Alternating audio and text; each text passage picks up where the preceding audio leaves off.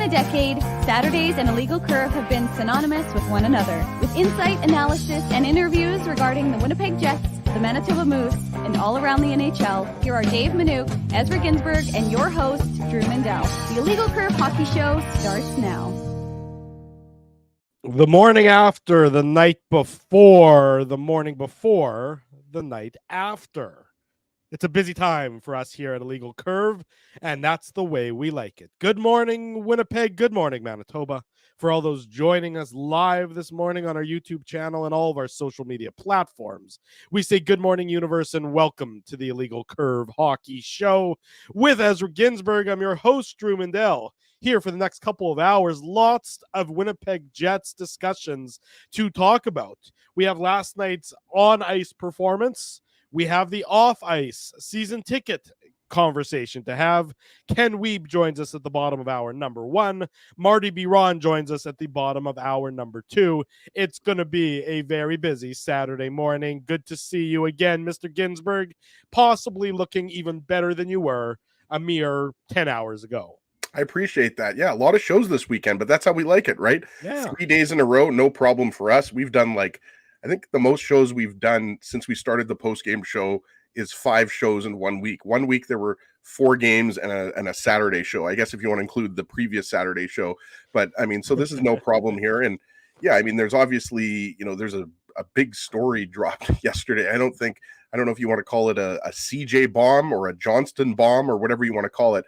Honestly, I think it's a little bit of overreaction. I realize that when you start talking about tickets and relocation and everything like that, again, I think, Drew, you wanted to leave that till the 10 o'clock hour. Obviously, we'll touch on it with Kenny Wiebe. Yes.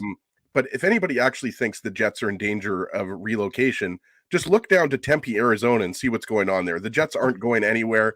We know that. But obviously, the Jets need to sell more season tickets. That's quite obvious. But let's get back to the on-ice product here, Drew. Obviously, the Jets get the overtime win in Chicago.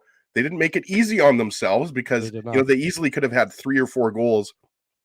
Some good grade A chances. We talked about Sean Monahan had 2 really good chances early in the third period. He just couldn't get the shot off in front of Peter Mrazek. But at the end of the day, the Jets, it's almost absurd at this point. The Jets record against the Central Division. What are they, 14-3-1, I believe now, against the Central Division. And then obviously tomorrow we're going to get into that game. But the Coyotes, I mean, this is just a team that's not going anywhere. And I think they've lost 11 in a row. They've lost 11 games in a row at this point in time. And so that's essentially going to sink their playoff chances, right? Well, yeah. I mean, remember, because, when the Jets and the Coyotes first met, at least earlier this season, the Coyotes, I believe at the time, occupied a playoff spot. And then it's been a pretty steep nosedive since then. And, of course, we'll talk about the Jets and the Coyotes. That's tomorrow afternoon's game, 5 o'clock, or tomorrow evening's game, depending on your perspective. And we don't need to rehash that debate that we had yesterday. But, we talked about last night's game in Chicago and the Jets get the win. It's not the commanding victory that you would have wanted to see. The win is the win, though. So, that's the good news. And then there was some line juggling that occurred prior to the game. There sure was. There was a lot of it, yeah. And then so, we know that Alex Iafallo moved up to play with Nicky Ehlers and Sean Monahan, and that line was great last night. The Jets' best line, the driver of the victory for the Winnipeg Jets. We know that the Niederreiter, Lowry, Appleton line stayed the same because it has for really the vast majority of this season. Rick Bowness isn't touching that one. And then the fourth line was also where we saw the shuffle with Cole Perfetti moving down with Vlad Nemesnikov and Morgan Barron, a line that was also pretty good last night. So the big issue for the Winnipeg Jets, and I'm going to steal this. I saw this on X, on Twitter. This is from Shark Mifley, who I think Shark Mifley is often in the chat, if I'm not mistaken, unless there's 2 Shark Mifleys, which of course that would be a little bit unique, but many stranger things have happened. The Jets' first line. So that's the area where I want to focus on to start here, Ezzy. The Jets' first line. Velarde, Scheifele, and Connor in the 4 games since they've been back together. Their expected goals percentage at 5-on-5. 45% against Vancouver. 20% against Calgary. 18% against Minnesota. And most alarmingly, in my perspective, 27% against the Chicago Blackhawks last night. Yikes. That top line for the Winnipeg Jets, to put it simply, is getting caved in. Yep. And that cannot continue. And to me, Ezzy, I start with the question there. When does Rick Bowness make that change? Yes, the team is playing well. Yes, that line, a large portion of that line, is succeeding on the power play. And that doesn't mean you have to change up the power play if you change it up at 5-on-5. So my question to you is, how much longer does that first line stay together given the less than impressive results over the last 4 games? Yeah, and it's the question that I think a lot of Jets fans, a lot of members of the media, a lot of people that cover this team, however you want to call it, they're asking this because, yes, you're absolutely right, Drew. The power play is much better. Yeah. It was basically clicking at 50% prior to yesterday's game because they only got, I think, the 2 power play opportunities, right? Yesterday it was 2 or 3. I thought there was 3, but whatever it is. Well, I'll defer to you, Drew, because your memory definitely has more brain cells left in it. So, yeah, we'll go with 3 power plays. They didn't score. I know that. Right. But True. the 5-on-5 play is the big concern here. And I think, it goes back to what we said. Yes, the Jets are clicking right now. They've won 5 of their last 6 games, but it's not exactly like they've had a really tough schedule. I mean, sure, they just had 3 games in 4 days, but when you're talking about, you're facing the Chicago Blackhawks, you've got the Arizona Coyotes tomorrow. You just beat the Minnesota Wild. Like, these are all teams out of a playoff spot. Yes, the Wild are in playoff contention, and let's not forget about that 6-3 loss to the Flames, in which I think we would all agree that that wasn't a great performance for the Jets, right? So I think what you have to be concerned. Well, exactly. I mean, but you have to be concerned right now about how you don't have 4 scoring lines. You don't even have 2 scoring lines going. We talked about it. The Lowry, Niederreiter, Appleton line, that is Mr. Dependable, right? Like, that's the line that by and large, Rick Bowness can go to. You're not expecting a lot of offense, but you're going to get some offense. We know Niederreiter recently scored a couple goals after going 15 without a goal. Cole Perfetti, to me, is one of the most interesting developments because he's gone, 13 or 14 games without a goal now. Like, he's been slumping for about a month and a half. He's been slumping since well before the All-Star player break.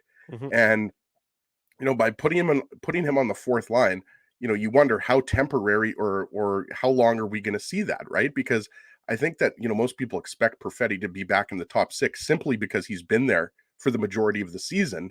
But right now, in contrast to earlier in the season, the first, let's say 35 to 40 games when the Jets went on that long streak of having, so many games where they only allowed 3 goals and they were so structured.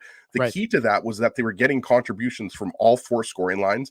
And also something that hasn't been talked about a lot is the offense from the defense is dried up. Sure. Well, with the exception of Josh, and that's something we talked about last week. And yeah, Morrissey had 3 assists, but you know what I'm talking about here. Like, earlier in the season, Drew, well, you were getting goals from Brendan Dillon, right? Like, you were getting goals from Dylan DeMello.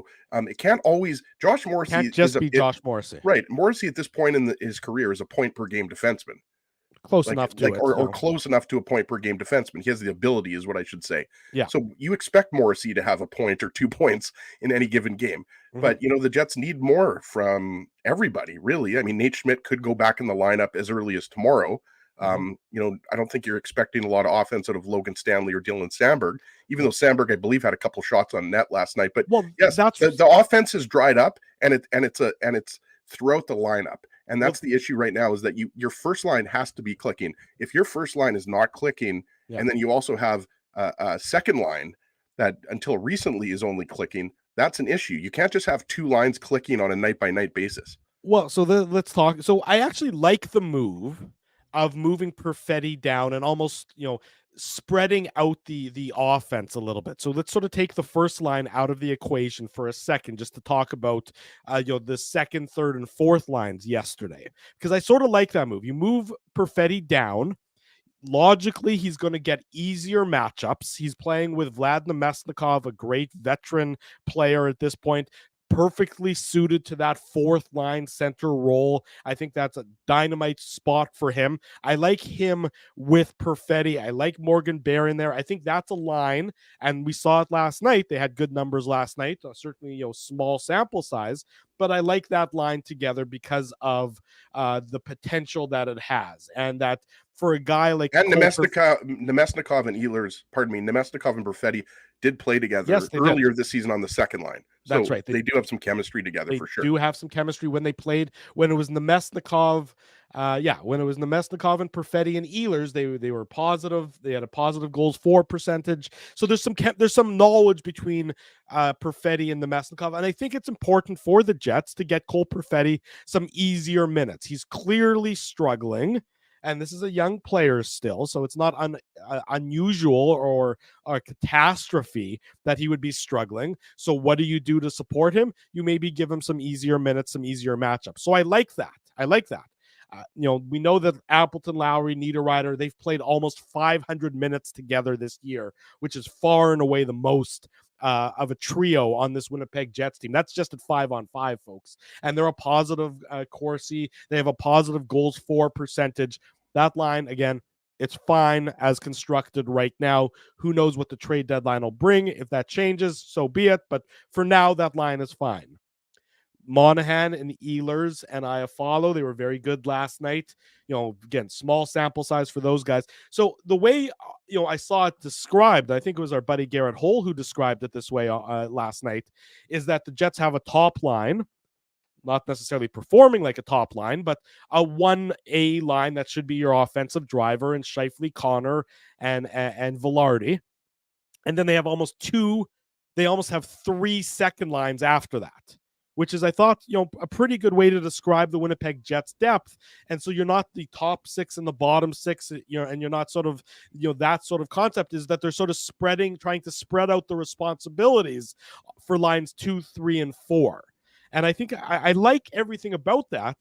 And I would have no problem with everything about the way they're constructed, except for the fact that now, through hang on, I had it here up on my screen. Here, Kyle Connor, Mark Scheifele, Gabe Velarde. They've played almost 100 minutes together. 8 games, so we know the injury concerns and everything else that happened there. But they are a negative possession line, right? And they are 50% when it comes to goals for. That line, just for whatever reason, isn't really working that well. And then you compare it to when it was Ehlers, Scheifele, and Velarde, who have had almost double the time together. They were positive Corsi possession, 57%, just around there, and a goals for percentage of almost 80%, Ezzy. It just seems like Rick Bowness, for whatever reason, is being deliberately blind to what I would describe as a pretty simple solution. Then maybe you bump Connor down and he gets to play with a guy like Monahan and see if they have some chemistry together. It's obvious. We've talked about this for weeks now. Everybody knows. And you just mentioned the numbers, right? And numbers don't lie. Right? Like they just don't. Ehlers, Scheifele, and Velarde is your best line from an advanced statistics perspective. Yeah, and I think the problem is that right now it's not hurting you in that, you're still winning. We talked about it. The Jets have won 5 of 6 games. They're actually first place in the NHL. You mentioned this, first place in the Western Conference based on points percentage because they have the games in hand. So technically, yes, they're not in first in the Central, but if you base it on games played and points percentage, they are. What I'm trying to say is they're in a good spot right now. Right? Like there's heading into the trade deadline less than 2 weeks away. They're in a good spot. But you're going to get into harder games coming up. Next week is not going to be an easy week. You've got St. Louis, you've got Dallas, and then you've got Carolina. Yeah. And then you say, okay, well, after Carolina, you've got Buffalo. That's the second game of a back-to-back, first of all, on the road. Then you've got the Seattle Kraken twice, and then you've got the Vancouver Canucks on the second game of a back-to-back after you play in Seattle. So these are road back-to-backs. The Jets have 2 consecutive weekends where they have road back-to-backs. You have Carolina, Buffalo, and then you have Seattle, Vancouver. What I'm trying to say is the schedule is about to get very tough in March with basically, we went over this a couple weeks ago. It's a compacted schedule every second night. Yeah. So it's going to get tougher here. So this is what we're kind of foreshadowing here. It hasn't been an issue against the teams like, Phoenix and Arizona, and it hasn't been an issue last night against Chicago because these are not very good teams. Mm-hmm. But when you start playing Vancouver and you start playing Dallas is the Carolina and Dallas, I've said it all year. For me, I mean, Dallas is the team to beat in the West, not just the Central. I think if the Jets can beat Dallas, let's say in the first or second round, because it's most likely you're going to play Colorado or Dallas to get through to the West Final. No question. To me, if you beat either one of those teams in a 7-game series, the Jets can go all the way. I mean, that's who you have to beat. You have to get past one of Dallas or Colorado or both. Yeah, on the way to where you finish. Yeah. You're right, and I think that Thursday night, when the Jets play Dallas, and again we'll be at Boston Pizza on Taylor Avenue for a live watch party of the Jet Stars, and a live on location broadcast of the Still Illegal choked Curve I can't be there. post game show.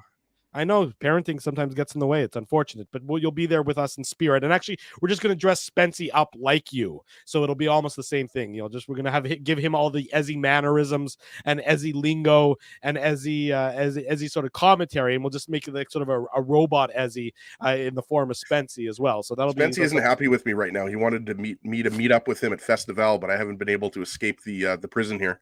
I understand. That's that is a troubling development. I'm sorry to hear that.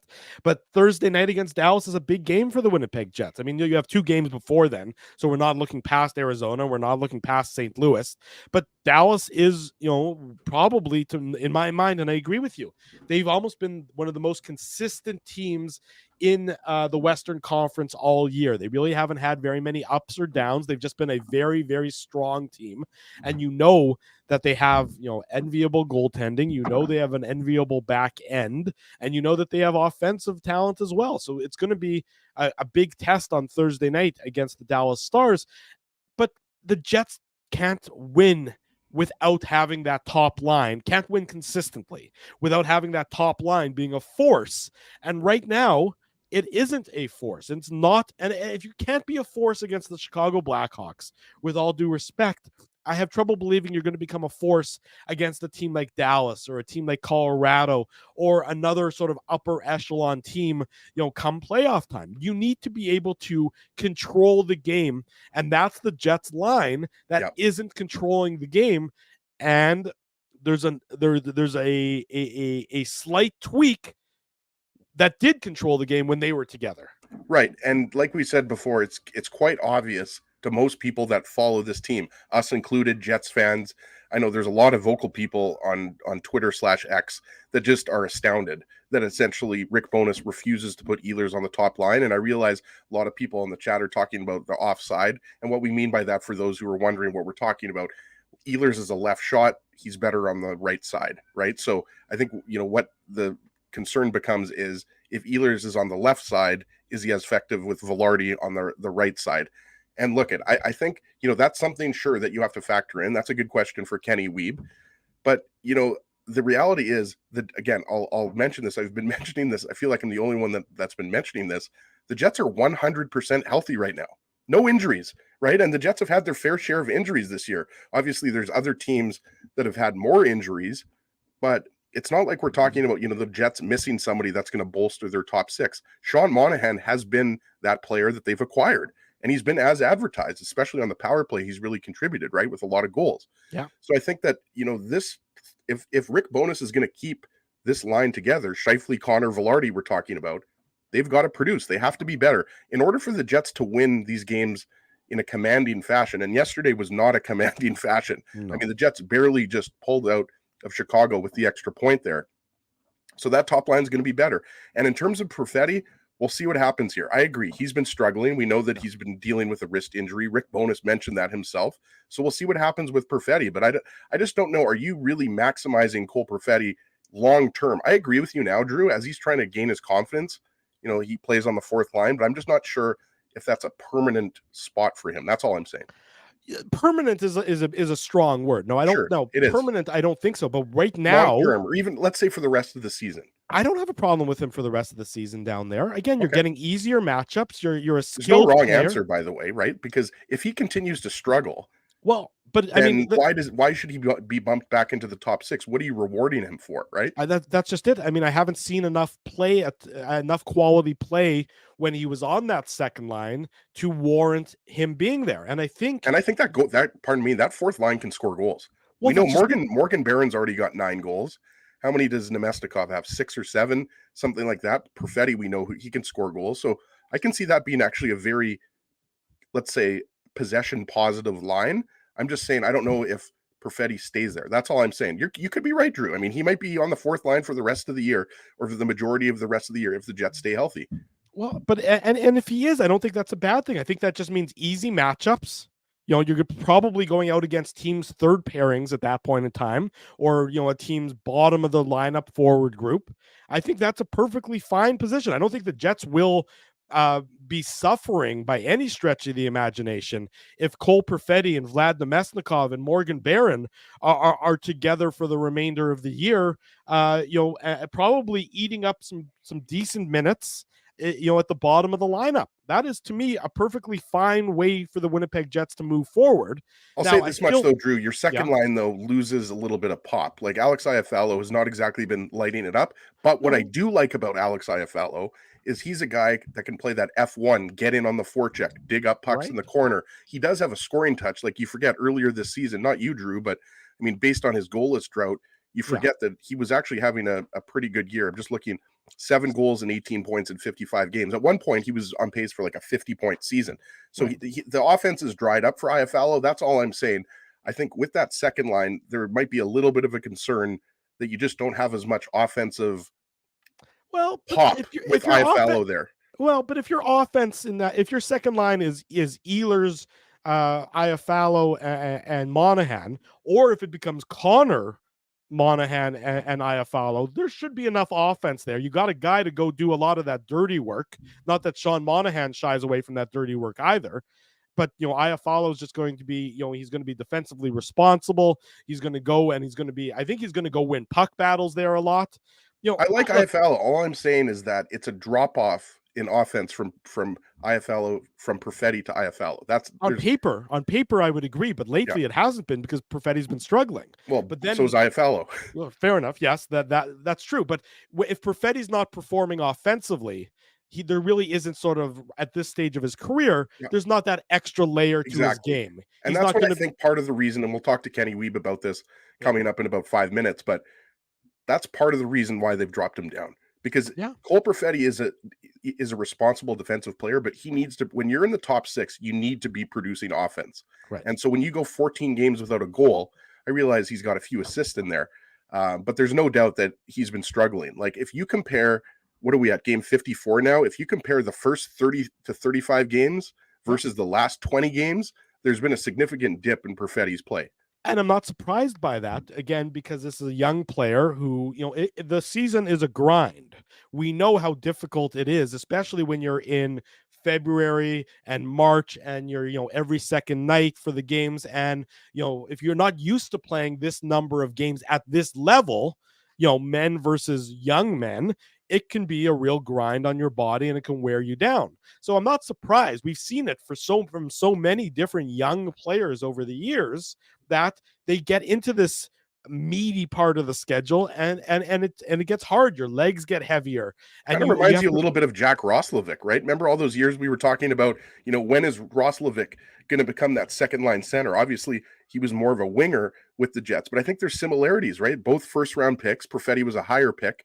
But I think Roslovic, as a skilled center, was always one of those guys, Drew, that was always had that upside of a top 6 forward, but sometimes he was on the third line, sometimes he was on the fourth line, right? So all I'm saying is I'm agreeing with you that the Jets have had players that, were drafted relatively high. I mean, throw in Nick Patan if you want. I mean, obviously, I think Nick Ehlers, when Nick Ehlers sort of first burst on the scene and became a regular member of the Winnipeg Jets, he went through a similar slump. This is just what happens with young players, where the season begins to wear on them and they have to find a way to pull themselves out of it. And oftentimes the solution might be moving down in the lineup and sort of getting some easier minutes until you can sort of find yourself again and find your legs again and find that touch that can often go away, just in the course of a season. So that's why I think Perfetti's going to stay on that second. Pardon me, Perfetti will stay on the fourth line tomorrow versus Arizona. Oh, no question about it. He might even stay there,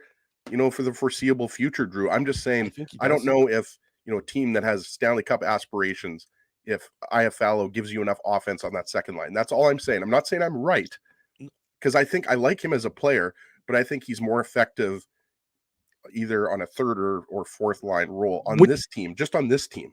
I don't disagree with you, which is why I think the Jets are in the market still for another winger to maybe. Now, who does that bump out of? Jake Gensel? Well, I don't think they're going to be in on Jake Gensel. I mean, I don't think they should be.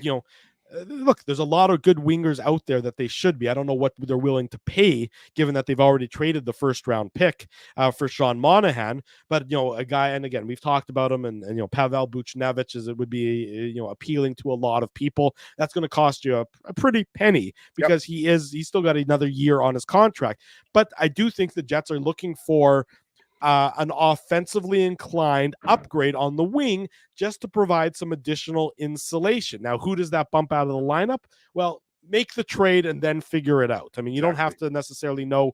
There could be an injury. Who knows what's going to happen between now and the deadline, which is, of course, less than 2 weeks away now. It's going to be that Friday. I believe it's Friday, March the 8th, if I'm not mistaken. It is. So it's 2 weeks from yesterday. Yep. Look, I think there's more upgrades coming for this Winnipeg Jets team. We talked about the offense from the back end. If it's not Morrissey, there's really nobody else there to pick up the slack as of late. So do you look to maybe shore up the offense on the back end, get another puck mover? That would be certainly something that I would not be surprised to see the Winnipeg Jets do. But I think you have to figure out a way to get Velarde, Scheifele, and Connor going, and whether it's as simple as swapping Connor and Ehlers, because we know that that line had success before, or whatever the machinations are going to be.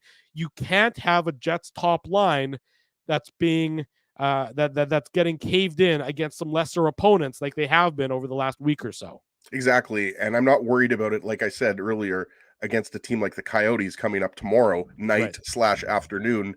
But I do worry about it when you go against Dallas, who've defeated the Jets twice this year. When you go up against Carolina, relatively handily both times, I would say as well. Exactly. Dallas is a legitimate Stanley Cup contender, and I think the Jets are as well. I think I just put the Stars a little bit ahead of the Jets, not by that much, but I would just say, you look at their group of defensemen. I think their forward depth is probably either just as good or maybe even a little bit better, but I definitely give them the edge on defense. I mean, we've gone over that. Miro Heiskanen, one of the best defensemen in the game, right? So, yeah, when you play the Stars, when you play the Hurricanes, the Canucks, that's when you got to have four lines clicking, and especially as we've talked about that first line, that's why it's going to be really interesting to see, if Ehlers does get bumped up there. But, I mean, we've been talking about this for years. Paul Maurice, Rick Bowness, they love having Scheifele and Connor together on that first line. That they do. Time to head to the buffet. Kenny Wiebe is going to join us for that trip. It's coming up after these commercial messages. Stay with us. Saturday morning, the Illegal Curve Hockey Show with Drew Mindell and Ezra Ginsburg rolls on our YouTube channel and all of our social media platforms. Keeping Winnipeg laughing for over 30 years.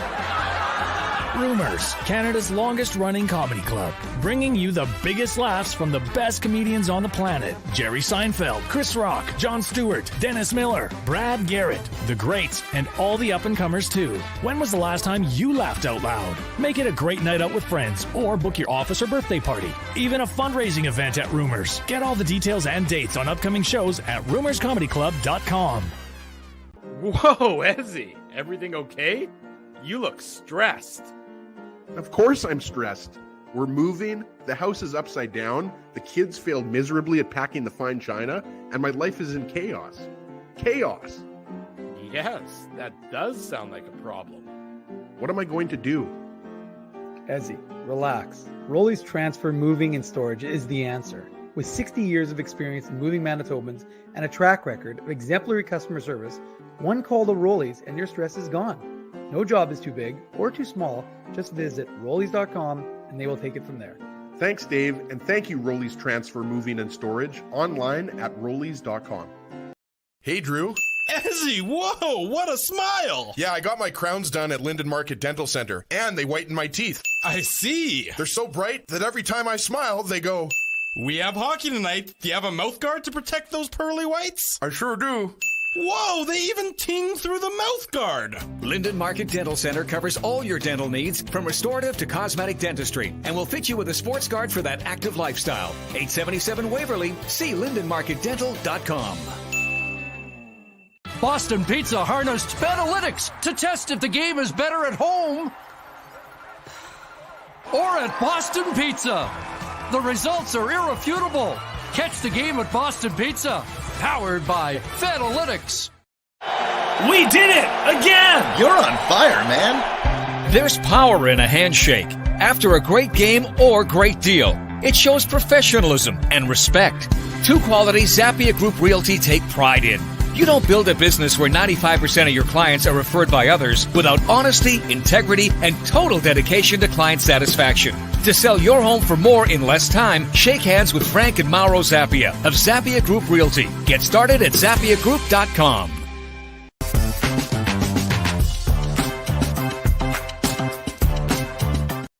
Bottom of hour number one, Drew Mindell, Ezra Ginsburg with you Saturday morning. We remind you tomorrow evening, right about 7:30, 7:45, the Illegal Curve post-game show following the Jets and the Coyotes. They will do battle in downtown Winnipeg.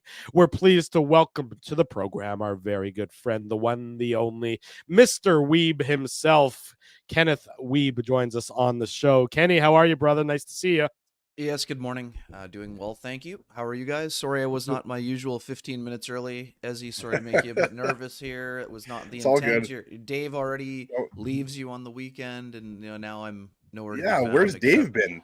Two games, a Saturday morning show. Dave decides to go somewhere hot. Like, there you go. What's going on? I got it. Speaking of somewhere hot, I got to say, when I was in Scottsdale last weekend, and I had no idea. Humble brag, Kenny. No big deal. I had no idea that when you drive into Scottsdale, there's a sign that says the winter home of Ken Weeb right on the city limits. I had no idea that existed, but mazel tov on that accomplishment. Oh yeah, no. It's I don't spend nearly as much time at Scottsdale. My in-laws are quite a bit the other direction, close to Maricopa. But I do appreciate the effort, and I will be getting back there next month when my colleague Mike McIntyre is on the New York swings. So I thank you for checking in on the golf course maintenance plan. It's appreciated. Right. They're still trying to fix your divots from last time you were down there. You're supposed to hit the ball, not just the ground, Kenny. But lesson learned on that one. Kenny could beat you with one hand tied behind his back. There's no question about it. Mr. Hole-in-One himself. Kenny, obviously not talking about golf in Arizona, but talking about the Winnipeg Jets. Yep. Last night, a victory. So you can't, take the win away, but the impressive factor, with the exception of, Ehlers, Monahan, and Iafallo, may not have been there, especially from that Jets top line. I think that's a source of consternation as of late. Ezzy and I rattled off the numbers in that first segment about the expected goals percentage for that line at 5-on-5 as of late. Do you see any indication from Rick Bowness that he's thinking of changing things up there, or is he sort of going to keep rolling with it? Team winning on the ice, that top line maybe not performing necessarily as well as you'd expect. Yeah, I mean, certainly still a work in progress for the top six. I think that's fairly evident. We saw that in action on Friday night, and Nikolai Ehlers was a guy who needed a spark, and he found it. So I would say that was the good news for Rick Bowness in terms of the shuffle. Obviously one of the goals was at 5-on-5, but it was mostly generated by Ehlers and a wicked shot, which I don't know how often it goes out of 100 times, but it went in on Friday, and that's all that really mattered for a guy who needed to score. Gabriel Velarde, impressive breakaway move, went to the backhand, incredible save, one of many great saves by Peter Mrazek. But for the most part, it was a sleepy night for the top line. Is that overly concerning? Because it's now, I guess 3 games in a row. Mark Scheifele has been a little bit quiet for some, but Mark Scheifele also had his best game of the year on Saturday against the Canucks. And, I'm not here to make excuses for people, but this is the dog days of the season. And if you look up on February 24th and, the Jets are first place in points percentage, I would say they have lots of things that could use improvement, but I don't know that there's a massive concern over the top line. Yes, the analytics are poor, and do I think they're playing their best? No. What I would also say is we've spent the last 3 months complaining about where the power play is at, and those 3 guys, plus Sean Monahan and Josh Morrissey, have basically sparked the power play, to the 6-for-11 until last night's 0-for-3. So, do I think do I think the Jets are at their, best optimal deployment for the top 6 right now? No. But I do think that, again, I know you asked me about the first line, but I think Alex Iafallo did a nice job on that line. Yes, one of the goals was at 6-on-5, and both were dynamic jobs by Nikolai Ehlers to get the goal.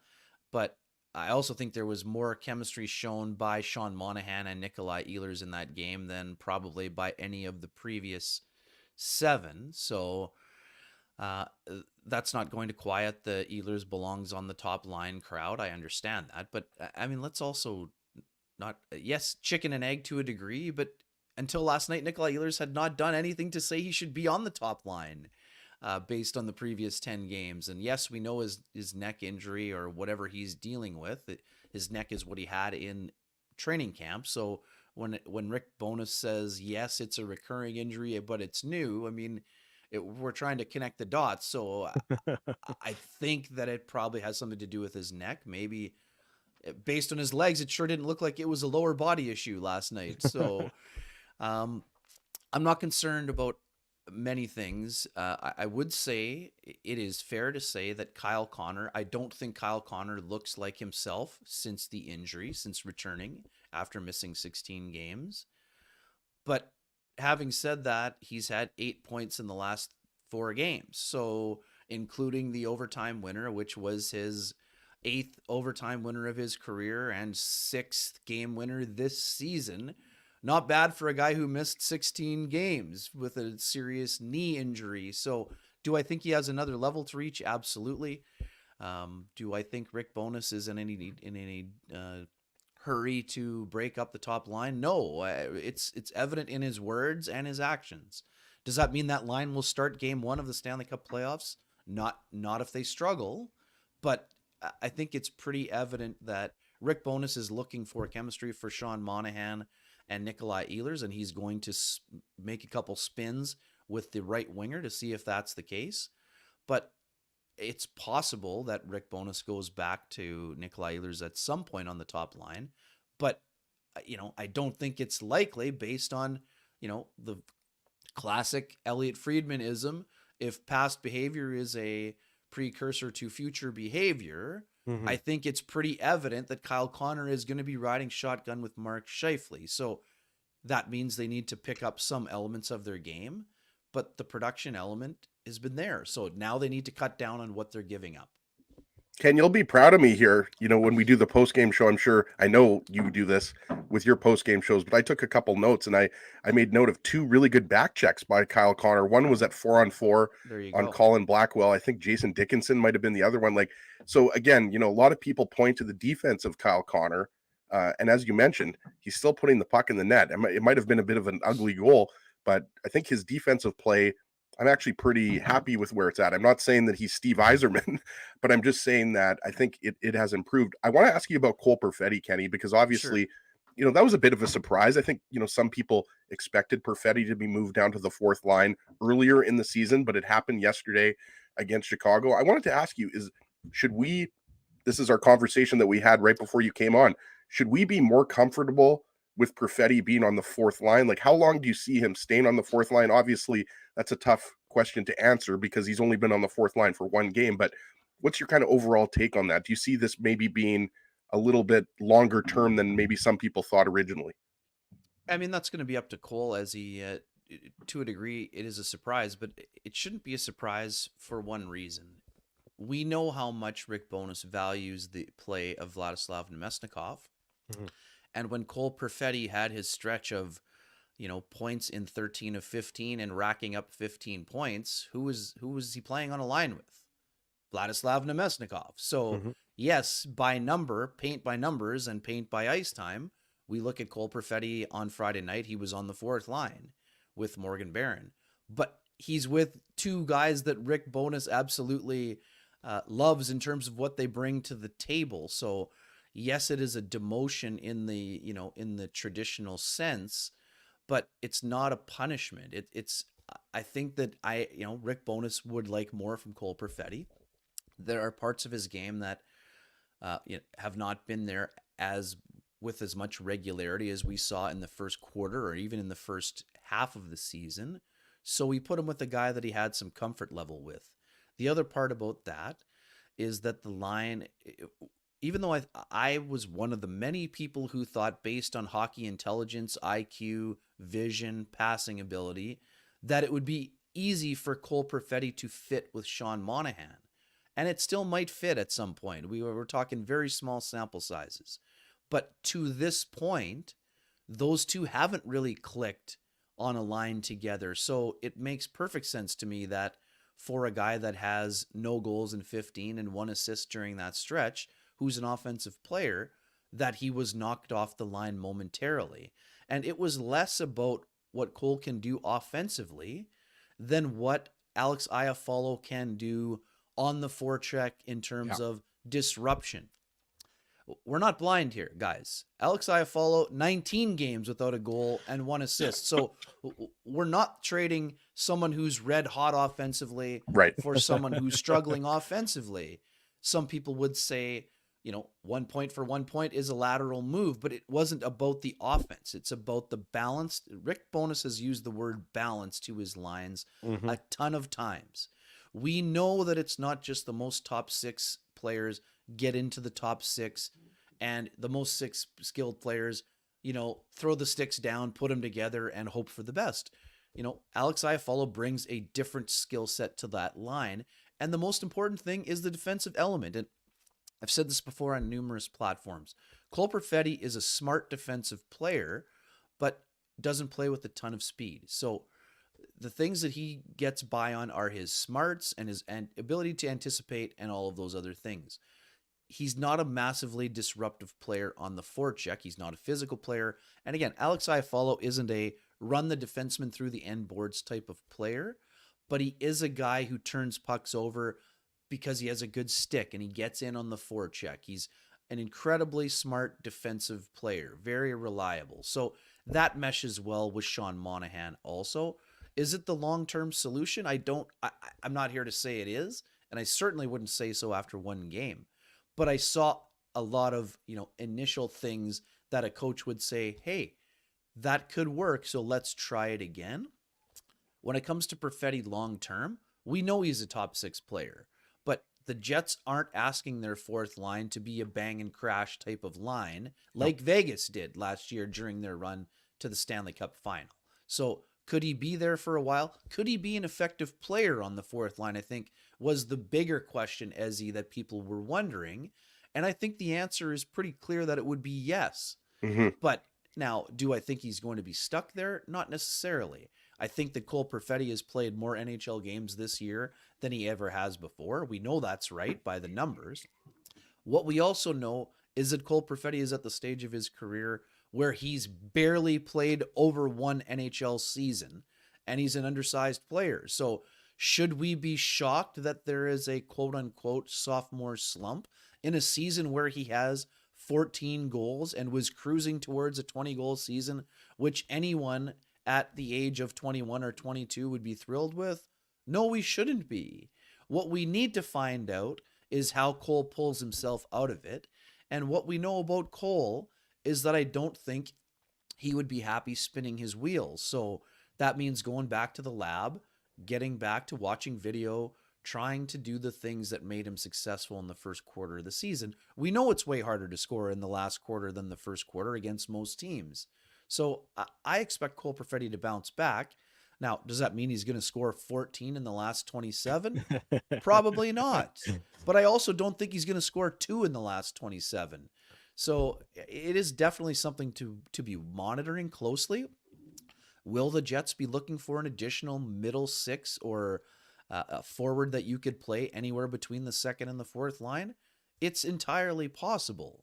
But it doesn't mean that Cole Perfetti is not part of the solution, nor does it mean that Cole Perfetti might not find a way to get himself back on a second line or a more of a scoring line. So I understand the reason for concern. And the biggest thing for me, guys, he's not moving the same way that he moved in the first quarter of the season. And again, that's natural for a young player. It's hard to maintain all of those things over the course of a rigorous and grueling 82-game schedule, especially for a player like him who's battled through all these injuries. One of the first things Cole Perfetti said in the first interview, guys, I want to play 82 games or as close to 82 as I can. He's done an excellent job of keeping himself available and involved in the lineup. Yes, lately he's taken a couple of big hits again, but not to the same degree as he's taken when he was knocked out of his first 2 stints at the NHL level. So I see a lot of good from Cole Perfetti, but I also know, we can't be blind to the fact he's not having as big an impact in the game as he was in the first 20 to 35 games. So it's almost, sorry, I just wanted to say this, Drew. It's almost like, and I realize it's hard to do this because, like you said, if you look at the first line, second line through number 4, I mean, the fourth line obviously gets the least amount of ice time, but it's almost like you have to just look at it like the Jets have 4 scoring lines, and this is where Perfetti fits in better now. He fits in better with Nemesnikov and Barron, and like you said, don't look at it like a demotion. If you don't look at it like a demotion, and you just look at it like he's one of 12 forwards, and he happens to be playing with Nemesnikov, who you mentioned, Kenny, Perfetti and Nemesnikov not only had chemistry together, they produced offensively. His best offensive output was with Nemesnikov. I think you're right. So I'm starting to chill out a little bit on Perfetti on the fourth line. And again, I thought he was noticeable. I mean, I looked back, he only had 1 shot on goal. Barron had 2, and Vladislav Nemestikov had the shot off the iron in the first period. I thought they were effective. Yes, they weren't as much in the rotation in the third period, but they still got their 10 plus minutes. And one of the reasons Cole's minutes were down a little bit long, more than normal, is because the top line, or the top unit, spent the majority of the time out on it was one of those nights where the power play wasn't going 1 minute to 1 minute. And you can understand why that is. When you go 6 for 11 and you have all 6 goals, the top unit wanted to, have a little bit of a bigger piece of the pie on special teams. So on a normal night, maybe Cole has a little bit more on the, power play side, and then he's closer maybe to 12 or 13 rather than the 11 or 10 and a half. And if those 11 or 12 and a half or whatever the number is, if those are sort of softer minutes, maybe against another team's third or fourth line or third pairing defense, that's only going to be to the benefit of Perfetti and Nemesnikov and Barron. I mean, there's no reason why that line as a fourth line, and if it stays as a fourth line, who knows, time will tell on that front, but there's no reason why that line shouldn't have successful minutes against their opposition by and large. Bang on, Drew. And that's the thing. So when a guy is struggling offensively and you're playing a team that I think is last in the NHL in goal differential, the last, it's either them or San Jose, and it's a large number. It makes sense, to try get the chemistry project out, and B, to play them against a team that isn't as good defensively, even though they've played the Jets hard. And yes, Mrazek 121 out of 127 and 29, whatever. The Jets will be glad not to see him again this year. No kidding. And they'll be even more thrilled that he signed an extension and isn't going to be going anywhere in the West for the playoff run. But yeah, I mean, that's part of it. When you're trying to build confidence with a young player, yes, I understand people would say demoting someone to the fourth line would not be a way to boost someone's confidence.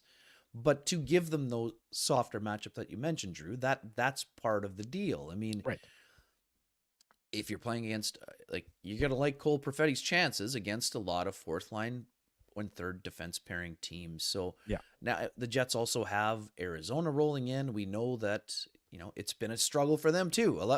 11 losses in a row, 0-10-1. That's a tough go for a team that earlier on the year was battling in the middle of that. They were in a playoff spot for a while. 8th. They were battling in the middle of the race for 8th. And with all of their, kind of young, impressive players, we're looking like a team that might actually be on the upswing. And they probably still are, but it looks like that upswing hit a bit of a roadblock here. Now, Connor Ingram is also traveling. So, maybe he gets back to the level he was playing at where, when they were going, but also Karl Vejmelka, we know, has had some good games against the Jets, but the Jets seem to have found a way to solve him this year. Maybe guys like Perfetti can get going offensively against a team that, again, we know the Coyotes' strengths. They play hard, but they're also a bit loose defensively. I mean, that's something Andre Tournier has been working incredibly hard on with his team on.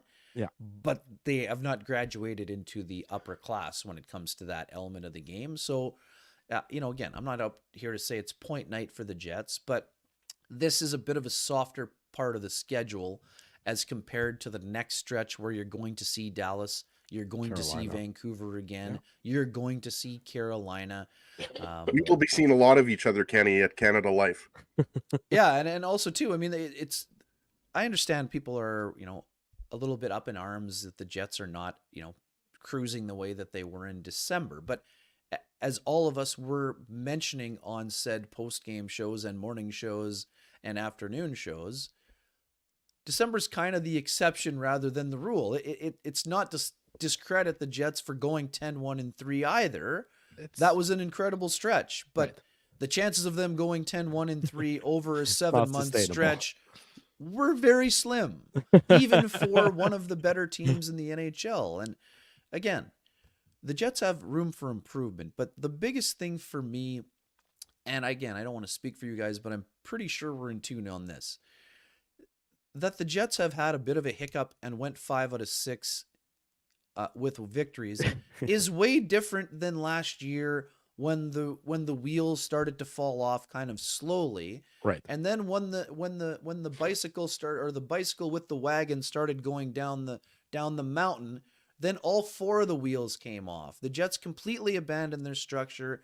They completely forgot or chose not to play the way that they did when they got off to the best start in franchise history. That's not happening now. It's not a massive, yes, yesterday there was a breakaway goal by Colin Blackwell. Yes, that happened on a play that, I think in the video room today, Rick Bowness and Scott Arniel would be saying, Logan, you got to either get that through or just send that down the boards on the right wing side.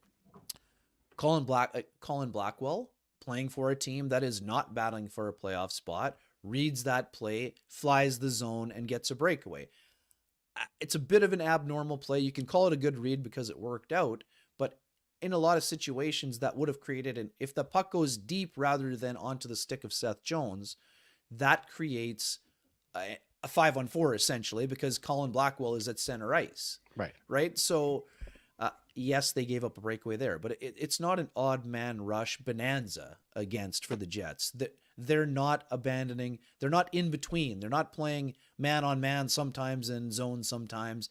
They're playing the structure that they are asked to play. And they're not giving up a whole lot 5-on-5, right? 6-on-5 goal for Tyler Johnson. The puck bounces right to him, lands on his stick. The other goal is a very easily preventable play.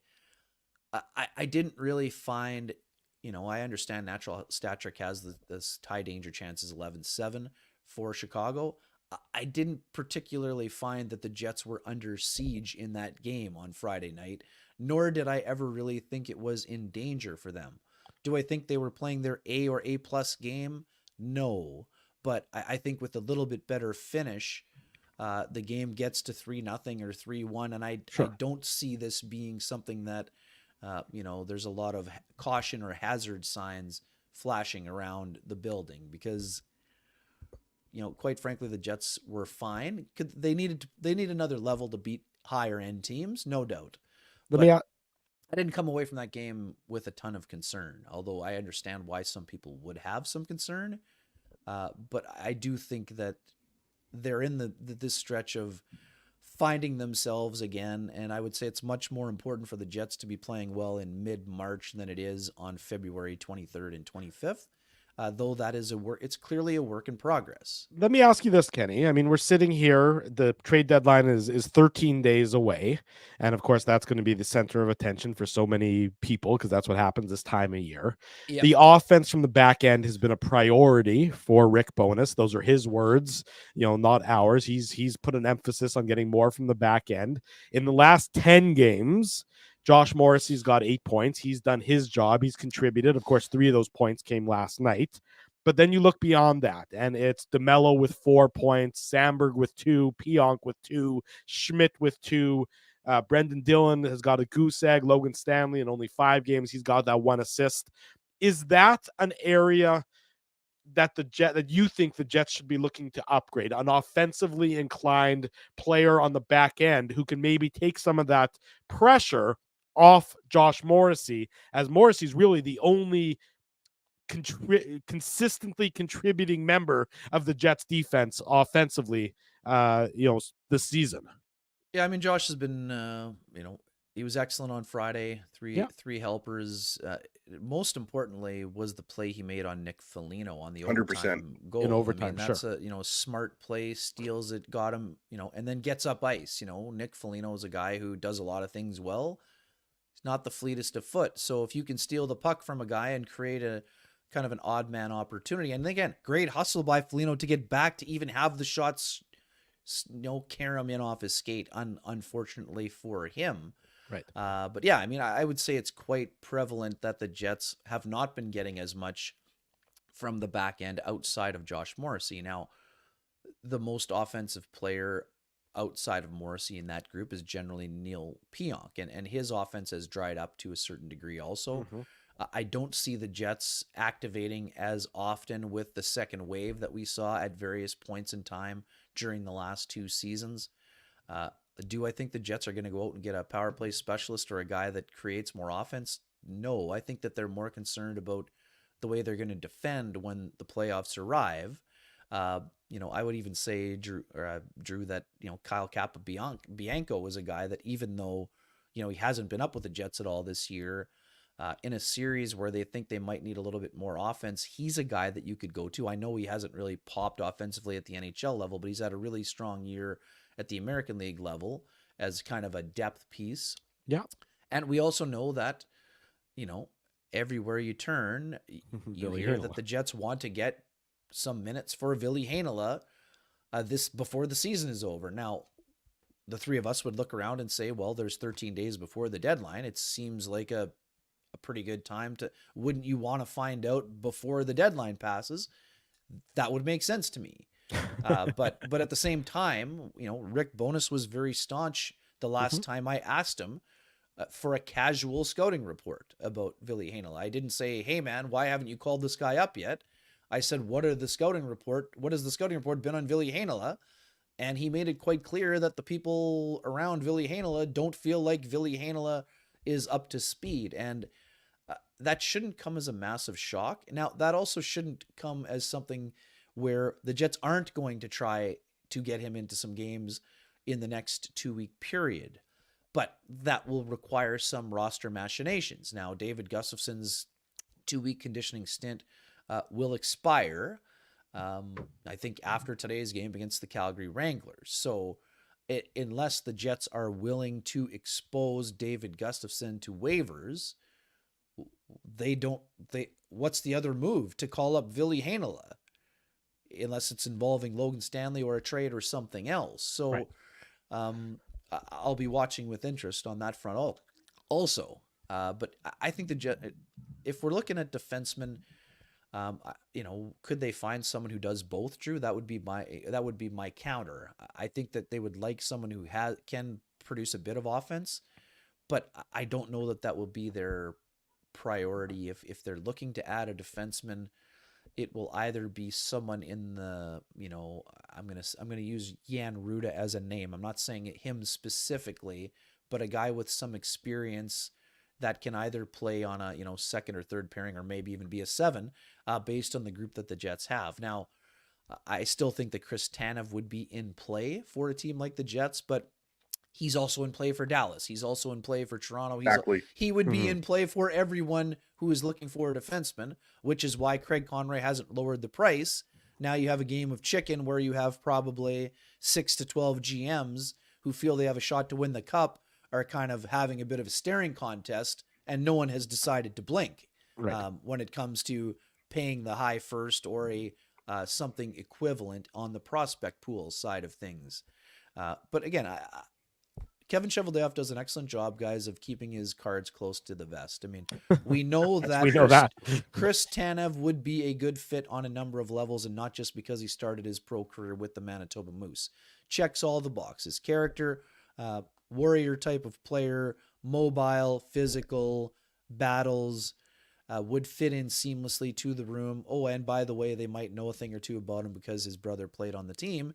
And hey, I'm not saying Brandon Tanev would be the scoring threat the Winnipeg Jets would be looking for, but if Seattle falls out of it, guys, Yeah, I thought that the other day too. it would not be a surprise if Bring they both were, of the Tanev boys, if they Kenny. were in on both of them, and whether that means they get both of them or not remains to be seen. Because you guys know my position on Nino Niederreiter, and we know that Rick Bowness loves him with Adam Lowry.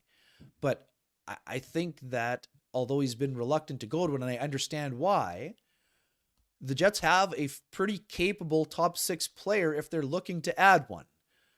That guy scored 20 goals 7 times. Yeah. And yes, I know he's gone through a cold patch, but if you bring a player who has had success with Adam Lowry, I would think it's probably you would become less reluctant to potentially splitting up that third line, knowing what kind of game Brandon Tanev plays and knowing that he, could also jump in on the penalty kill and provide the Gumby blocked shots that he used to as well. So again, I'm not saying Brandon Tanev is the solution to any of the Jets' problems. I'm saying he would be worth considering. Again, I haven't watched him enough this year. I know he hasn't been producing offensively the way that he used to when he got had into a nice little scrap yesterday. 14 goals. Again, high character guy who does a lot of things that a playoff team would value. And again, if it's not with Adam Lowry, you could play him on the fourth line and get, very solid play, special teams play. I would say that there would be a lot of feistiness if you had Brandon Tanev on the fourth line with Vladdy Nemesnikov and a Morgan Barron or something along those lines. So again, it'll be super interesting. And again, I'm not convinced the Jets are going to go out and get a top 6 forward. I mean, you see Pavel Buchnevich have a hat trick and you think, man, wouldn't that be a great fit for 2 playoff runs? Well, yeah, it's going to cost the Jets a first rounder in 2025 plus Brad Lambert or something equivalent. So, I'm not saying that you would or wouldn't do that, but the price tag, and again, Doug Armstrong can ask for 2 firsts. That doesn't mean Doug Armstrong is getting 2 firsts, but he's also in a playoff race. And I was just going to say, Kenny, this is not 2018 when the Blues were essentially out of it. No, they're in a playoff spot today. They weren't out of it. They were also within 1 point of the playoffs that year too, Ezzy. That's why it caused a bit of an uproar with Braden Shen, but they did fall off after that. But they won a Stanley Cup. They're good. Well, the next year they were fine, right? They made some moves at center that worked out for them, as it turns out, including Ryan O'Reilly. Yeah. But yeah, so it's interesting, and we also, I talked about this a little bit with Hustler, and I mean, you guys are not immune to this. You're very well aware. I mean, the Jets may be getting a boost, not to their top 6, most likely, but once the University of Michigan Wolverines are done their season, there is a certain high-end prospect. That's who I was going to ask you about, Kenny. You stole my question. Oh my goodness, Drew, Ezzy, we're just in sync here on a Saturday morning. So okay, so you mentioned Rutger McGroarty, Kenny. This is my question. I think I know what your answer is going to be. It's a two-part question here. Do you expect Rutger to sign once the University of Michigan season is over? That one's easy. That's a clear yes. Yeah, and I think we all agree that's going to happen. So I might as well move to the second part of the question. How likely do you think it is that Rutger McGroarty plays a significant role on the Jets down the stretch and into the playoffs versus just playing, kind of doing the Andrew Kopp 1-game showcase? Yeah, I mean, like Rutger McGroarty will be around the Jets in the playoffs would be my expectation. I mean, if the Moose were in a different type of spot, you might be tempted if you're the Jets to not burn the year on the ELC and maybe have him, sign an ATO or be assigned to the Moose and go on a long playoff run there. But although the Moose have played better, that would not be the expectation as of this moment. Do I think he's going to immediately jump into the top 6? No, but I would also not discount the fact that he could get into some games. Now, significant role, that is open to interpretation. So do I think that Rutger McGroarty has the skill set to be able to force his way into the lineup or potentially be there on a consistent basis? Yes, but I need to see it. So I'm not banging on the table saying the Jets have to find a spot in the top 6 immediately for Rutger McGroarty. I don't think that's the case. Do I think he could jump in, start on a fourth line, and work his way up the lineup, given his, size, skill, scoring ability, character, leadership ability to adapt? This guy's played a lot of big games in his career already at the age of 19 and soon to be 20. Maybe he's 20 already.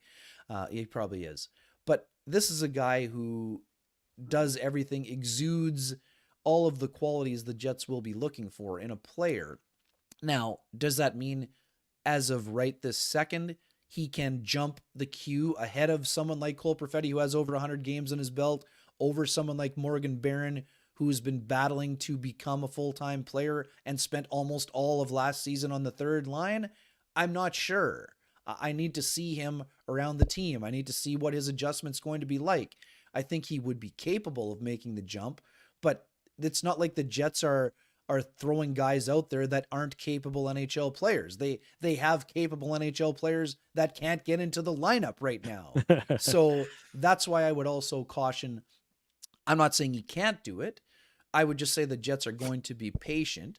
At the same time, I've used the Matthew Nyes example before, not because I think they're similar players, because they're not. They have a similar body type, but they're guys who made a big impact at the NCAA level and similar situations. And it will be feeling good once their seasons are over and when they arrive. Now, can Michigan go on a run and get to the Frozen Four? It's possible, but right now they're not one of the top 4 or 5 college teams. So that might mean he could be done earlier. Now, would that mean the Jets want to send him to the Moose first to get him try to get him up to speed at the pro level? I think the timing will have some impact on this, Ezzy, but I also think, we can't discount the fact he went through a massive injury that he had to battle his way back from. So he's already had a bit of a, adversity situation that he's dealt with early on this year. Now, that's not to say that will prevent him from getting to the NHL level, but it might slow the process down. And no matter what happens, Rutger McGroarty is going to be a very good Winnipeg Jet for a long time. And I think he has the potential to jump into the lineup at some point, whether that's as a full-time player, whether that's as a fourth-line player, whether that's as a guy who has a bigger role. That's up to Rutger McGroarty, and potentially up to an injury that opens the door for him to play an enhanced role. But I do expect him to join. I'd expect him to sign a. There's nothing else that he has to prove at the Frozen Four level, NCAA level. He would be disappointed if he doesn't win a championship. But this is a guy with NHL aspirations. He sees what kind of team the Jets have, and I don't think he would risk a potential long playoff run, no matter how much he plays in it, to go back to school for a third year. We know how much he enjoys Winnipeg based on his development camp experience here. This is a guy that I think is ready to make the jump to the pro game, but I also would say, I'm not here to say he's ready to jump on the first line and, be the Jets' most dominant player. That's just an unrealistic expectation. But I use this example with Hustler on Friday, guys. In 2011, I'm pretty sure, I'd have to double check, but Tyler Seguin did not play in the first round for the Boston Bruins, I don't believe, but he played a role as they went to the Stanley Cup as a young player. So I could see that type of thing being the case for Rutger. Again, I'm not saying he would not be in the lineup at all in round one, but I do think, there is a pecking order that he will have to work his way up in order to get to that point. But I know. So then, Kenny, who are the Jets going to trade McGroarty to? Because obviously, no, I'm just kidding. To nobody. They will be trading him to nobody. That would be. Yeah. He would be one of the few untouchables. And I mean, you guys know this. I spoke with Colby Barlow about 2 weeks ago, and he's just on an absolute heater. And again, yes, he is. Would be great for him, depending on how long their OHL playoff run goes, to spend some time with the Manitoba Moose, the same way that Josh Morrissey and Mark Scheifele spent a little bit of time with St. John's. Back in their early, 18 and 19-year-old years, just to extend a season that, again, was disrupted by an injury. So, future's quite bright on that front. So it brings the dynamic to be, again, we're very focused on this year, but having guys that will be on entry-level contracts in the next, let's say, 1 or 2 years will, enhance a lot of things for the Winnipeg Jets and kind of almost have a little bit of a 2018 feel when you had a Laine and Kyle Connor on ELCs with the core group that's trying to go on runs for multiple years. that next wave of offensive talent is right around the corner. Ken Weeb's World on X/Twitter, Kenny and Rennie, Winnipeg Free Press. You know all the different platforms you can find them on. Kenny, it's been a great experience as usual, a great trip to the buffet on this Saturday morning. Have a great rest of your day, my friend. We'll see you again real soon. Yeah, always a treat. And I know I sent a message, but congrats on the anniversary and Yes. keep her going. Always Thank you, Appreciate that message, Kenny. Love you. Yeah. Take care, buddy. We'll see you soon. There he goes, Ken Weeb joining us this morning. Want to remind everybody, Thursday night, 7 p.m., Boston Pizza, Taylor Avenue. A leap day party so big it happens only every 4 years. Get your fish bowls ready, Drew. There you go. Get your fish bowls ready. Come watch the Jets and the Stars, and then join us for a live on location edition of the Illegal Curve post-game show. That's Boston Pizza, Taylor Avenue. Illegal Curve, Thursday, 7 p.m., 1160 Taylor Avenue. We will see you there. When we come back, we've talked about the on-ice Winnipeg Jets news. We now have to talk about the off-ice Winnipeg Jets news. Drew's going to purchase 350 season tickets next. all on my credit card. Stay with us as you watch that credit card get rejected over and over and over again. It's the Illegal Curve Hockey Show, Saturday morning. We're live on our YouTube channel and all of our social media platforms. Keeping Winnipeg laughing for over 30 years. Rumors, Canada's longest running comedy club, bringing you the biggest laughs from the best comedians on the planet. Jerry Seinfeld, Chris Rock, Jon Stewart, Dennis Miller, Brad Garrett, the greats, and all the up-and-comers too. When was the last time you laughed out loud? Make it a great night out with friends or book your office or birthday party. Even a fundraising event at Rumors. Get all the details and dates on upcoming shows at rumorscomedyclub.com. Whoa, Ezzy, everything okay? You look stressed. Of course I'm stressed. We're moving, the house is upside down, the kids failed miserably at packing the fine china, and my life is in chaos. Chaos! Yes, that does sound like a problem. What am I going to do? Ezzy, relax. Rolly's Transfer Moving and Storage is the answer. With 60 years of experience in moving Manitobans and a track record of exemplary customer service, one call to Rolly's and your stress is gone. No job is too big or too small. Just visit Rollies.com and they will take it from there. Thanks, Dave, and thank you, Rollies Transfer Moving and Storage, online at Rollies.com. Hey, Drew. Ezzy, whoa, what a smile! Yeah, I got my crowns done at Linden Market Dental Center, and they whiten my teeth. I see. They're so bright that every time I smile, they go, We have hockey tonight. Do you have a mouth guard to protect those pearly whites? I sure do. Whoa, they even ting through the mouth guard. Linden Market Dental Center covers all your dental needs from restorative to cosmetic dentistry and will fit you with a sports guard for that active lifestyle. 877 Waverly. See lindenmarketdental.com. Boston Pizza harnessed Fanalytics to test if the game is better at home or at Boston Pizza. The results are irrefutable. Catch the game at Boston Pizza, powered by Fanalytics. We did it again! You're on fire, man. There's power in a handshake after a great game or great deal. It shows professionalism and respect. Two qualities Zappia Group Realty take pride in. You don't build a business where 95% of your clients are referred by others without honesty, integrity, and total dedication to client satisfaction. To sell your home for more in less time, shake hands with Frank and Mauro Zappia of Zappia Group Realty. Get started at ZappiaGroup.com.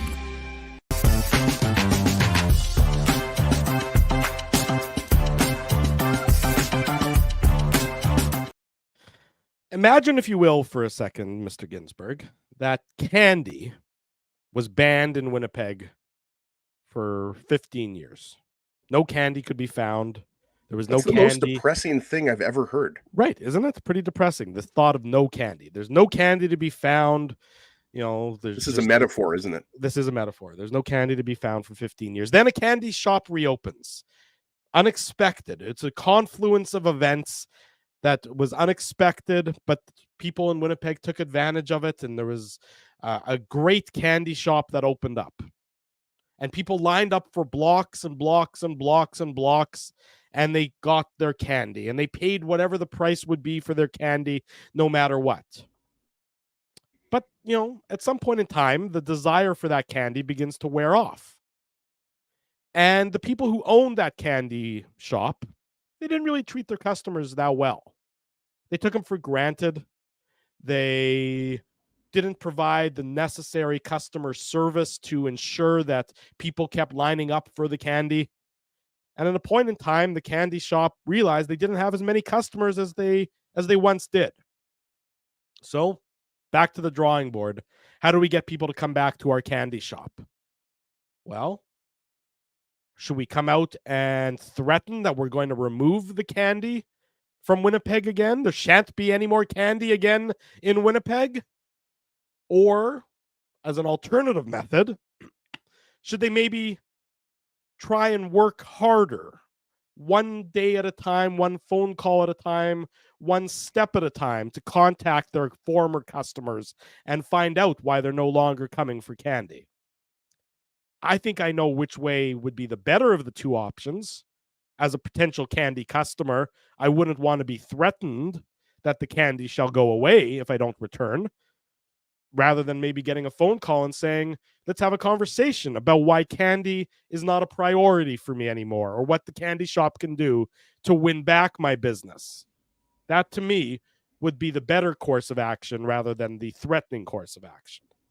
Of course, as he just referenced, I'm obviously using candy as a metaphor for the Winnipeg Jets and for their ownership group, Mark Chipman, and the wealthiest man in Canada, David Thompson. But again, here we go again, out of nowhere, really.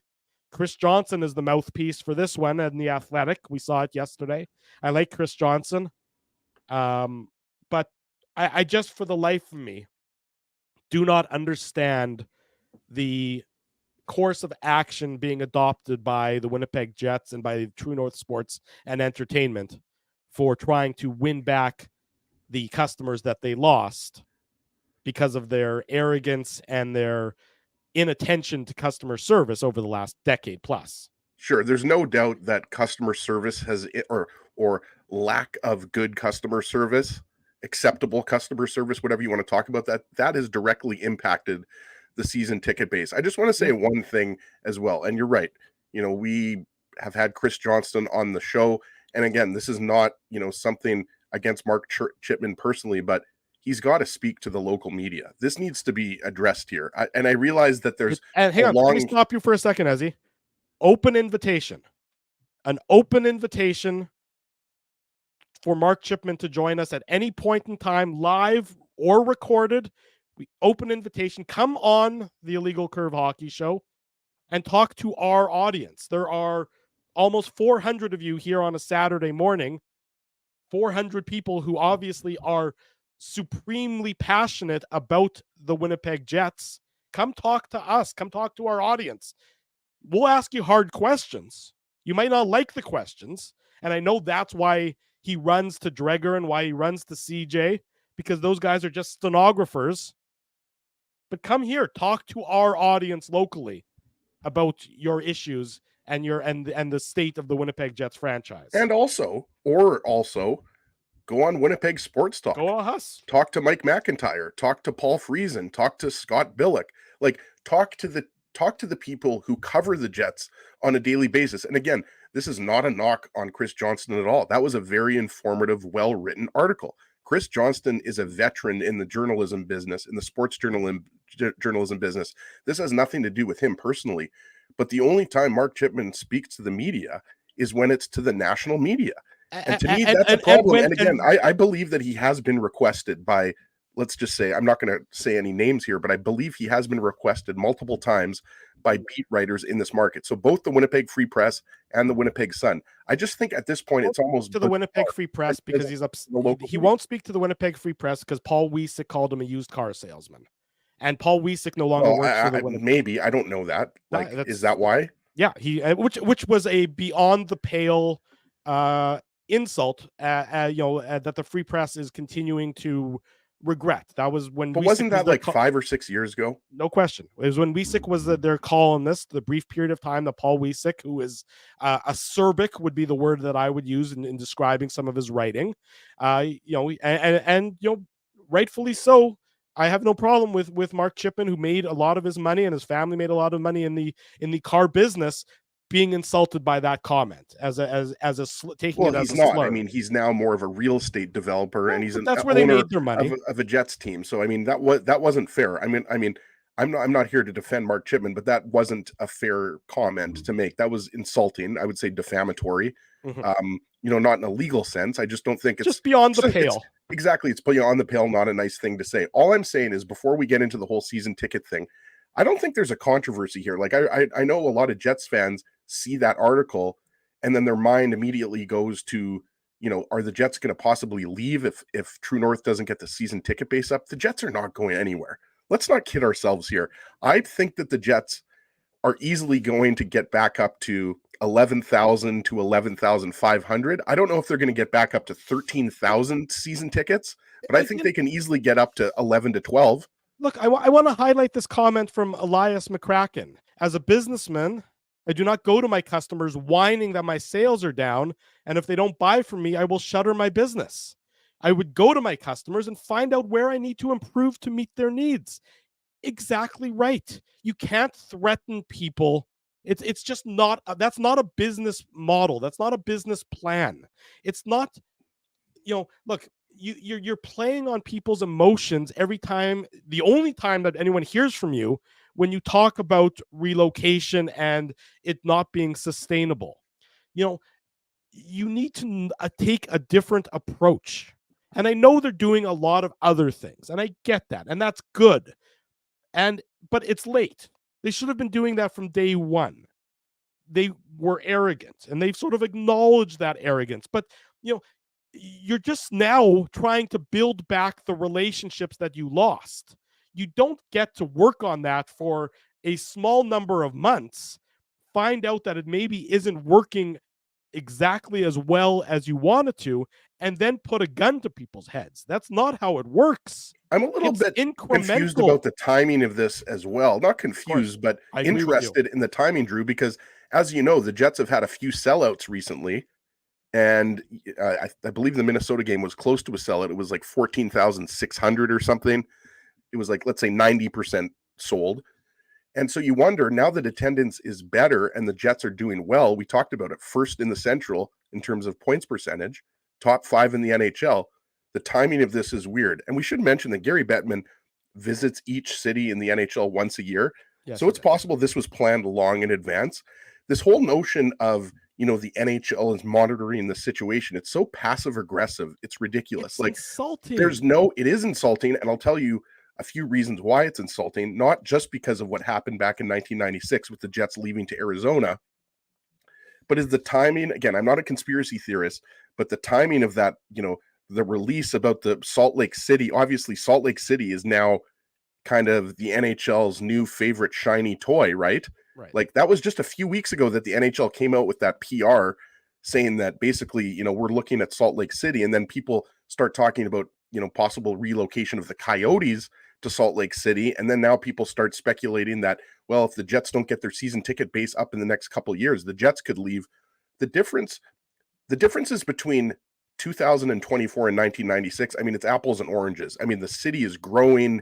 There's way more, there was no arena in 1996, first and foremost. That arena was antiquated. Right. So I think to compare this to 1996 is ridiculous, but there's no doubt the Jets have to improve their season ticket base. They have to get more corporate support. Those are all fine things to say, Ezzy, and I don't have a problem with that. Those are all 100% true. It's how it is expressed and how it is framed that is the problem, that is so tone deaf about it. Coming out and saying, look, we need more support from the corporate community. Fine. No argument, no problem with that. 100%. We need to build back our season ticket base. Yes, no problem. 100%. Every team wants to have a season ticket base of 99% sold and a waiting list a mile and a half long. Every team wants that. But figure out a way to get that without issuing threats and ultimatums. That's the problem to me. Look, I have a little bit of experience in my personal life with regards to customer service and sales and how you market yourself and how you make yourself an attractive destination. it's not with threats. Everybody's got issues going on in their life that maybe for whatever reason precludes them from buying season tickets, or they lapse their season tickets. Threatening me to buy season tickets is not going to make me buy season tickets. Pick up the phone, call me, find out why I once had season tickets and I no longer do. Build the relationship with me personally. Build the relationship one-on-one. Build the relationship.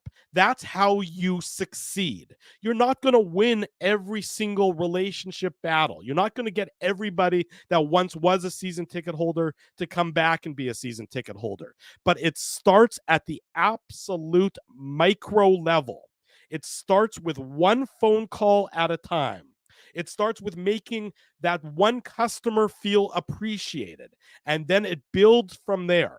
So you had a golden goose, and you choked it because of your arrogance, and you choked it because you didn't care about the customer service side.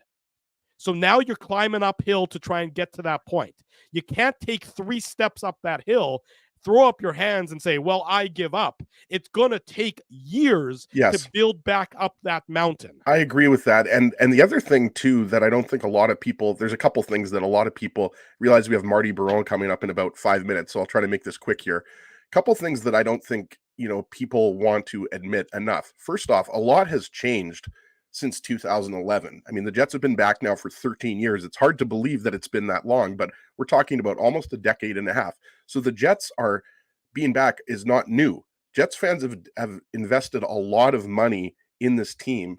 Well, not everybody, but a lot of people have. I mean, without the fans, there's nothing. I mean, there is no Nikolai Ehlers scoring 2 goals last night. I mean, certainly in Winnipeg there wouldn't be, but the point I'm trying to make is a lot of people have just decided they don't want to spend thousands of dollars on season tickets. They'll go to a few games a year, but a lot of people are fine just watching the game at home on their 60-inch high definition TV because they've got their beers in their mini fridge close by, and they can sit at home and eat a pizza and not spend $20 on parking and $11 on a beer and $15 on a hot dog, etc. Another thing is, now that there are only roughly 9,600 season ticket holders, as opposed to 13,700, I think the number was used by Chris Johnston, right?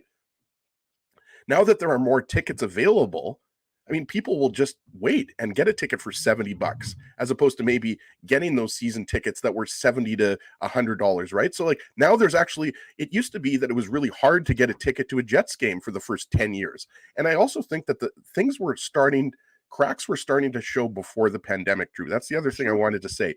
You can't say that the pandemic first off, the pandemic affected everybody in different ways, but most businesses, I think you would agree, Drew, were affected negatively. There weren't that many businesses, unless you were in healthcare or something that, revolved around home delivery or something like that. Most businesses were affected negatively by the pandemic. No question. So that's an obvious. So I just wanted to say that, but I do think that the customer service, True North didn't do a good enough job. I mean, we heard Andrew McLaren. This is a guy, I don't know him personally, but he put this out on Twitter. He said that when he told True North that he only wanted to renew his season tickets for a year, they said, no, you have to renew for a minimum of 4 years. That's just not fair.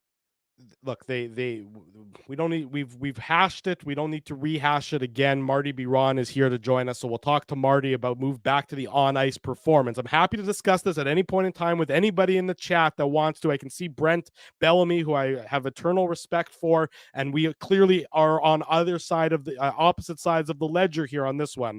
But anytime anybody wants to engage with me respectfully, I'll be glad to do it. But to threaten me is not the way that I would go about with regard to improving your customer service and your season ticket base. Our good friend Marty Biron, TSN hockey analyst, joins us now on the Illegal Curve Hockey Show Saturday morning. Marty, great to see you, buddy. How are things? You know what? I don't know what you're talking about, because when you guys said, Marty, can you come on Saturday? You said, if you come on one time, though, you have to come on 5 more times. And I was threatened. I had to come on 5 times. But yeah, Marty, can we interest you in some Jets season tickets? I know you live in Buffalo, but I thought you might be interested. You know what? I'll tell you this. Winnipeg was always a fun place for me to go. And not only did I come back when the Jets came back, but I remember in 95, 96, I got called up to Buffalo. and I played some games. And then early in January 96, we went to Winnipeg. We actually had our rookie dinner at High Steakhouse in Winnipeg. I begged Patty LaFontaine to let me pay because there was, I think, 6 or 7 rookies. And I was like, look, I'm making a little bit of money. Let me pay and then I'll be done. And Patty goes, no. You don't have to pay the rookie dinner. You're going to have your time when you come back to the NHL. I don't want. So I had a really good time, by the way, as a rookie, not paying anything for the rookie dinner. But I remember being in the old Winnipeg Arena there with the picture of the Queen and all of that, and playing the Jets in 96. I didn't play. Dom came back. Hasek came back that game after a long injury. But I got to enjoy Winnipeg in the old building and in the new one, and I always loved it. There you go. Love to hear that. Marty, I want to start with an image. I'm going to put it up here on the screen. This is Marty Brodeur's top 5 active goaltenders. Let's see if I can make it even a little bit bigger. Hang on, I got to scroll down a little bit here. Andrei Vasilevsky, Igor Shesterkin, Ilya Sorokin, Adin Hill, Jacob Markstrom. As you might imagine, this probably caused a bit of a kerfuffle here in Winnipeg and in Dallas. 2 goaltenders, come to mind: Jake Ottinger, Connor Hellebuck, not listed on this list. Well, Marty, I think it's clear that Brodeur doesn't like American goalies. Well, maybe so. Or I think it's clear that he's like, hey, maybe I can entice Jacob Markstrom to want to come play for the New Jersey Devils. So I'm going to put him on my list. No, I think Markstrom deserves to be there. I get what you're saying. And this is what I would see with this list. Vasilevsky is one of the best goaltender to have played in the league over the last, 8-9 years, maybe even 10 years. Like, he has been fantastic. He's not in the top 5 right now. He wouldn't even be in my top 10. Like, when you look at the numbers, right? Just the numbers alone, I have to scroll down to 41 on moneypuck.com when it comes to goal save above expectation to see Andrei Vasilevsky. Igor Shesterkin has been on fire lately. I'm putting him in my top 5 because I think he had a down first half of the year, but he is that good. Sorokin is good, but I mean, what are the Islanders right now, right? I don't know. I don't know that I'd have Vasilevsky in my top 5. Well, I definitely know I wouldn't have Vasilevsky in my top 5. I don't know that I would have, would have Sorokin in my top 5.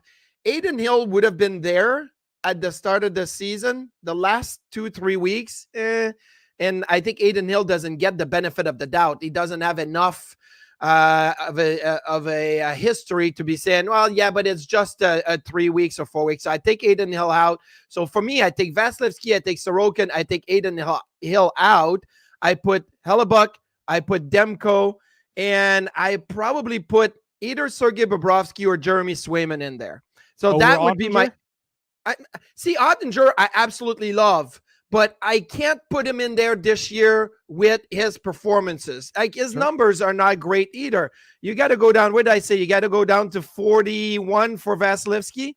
You got to go down to 52 in goal save above expectation this year for Jake Ottinger. So I'm not putting him in the top 5.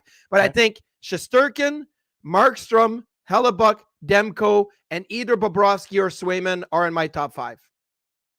There you go. Let me get that off the stage. I had to start with that because it certainly made a kerfuffle yesterday in Winnipeg. So I thought, obviously, who better to ask about goaltending than yourself, Marty? Well, yeah, go ahead. It's weird for Marty Brodeur to put out his top 5 goalie when he's with an organization. I think that's a little bit of a.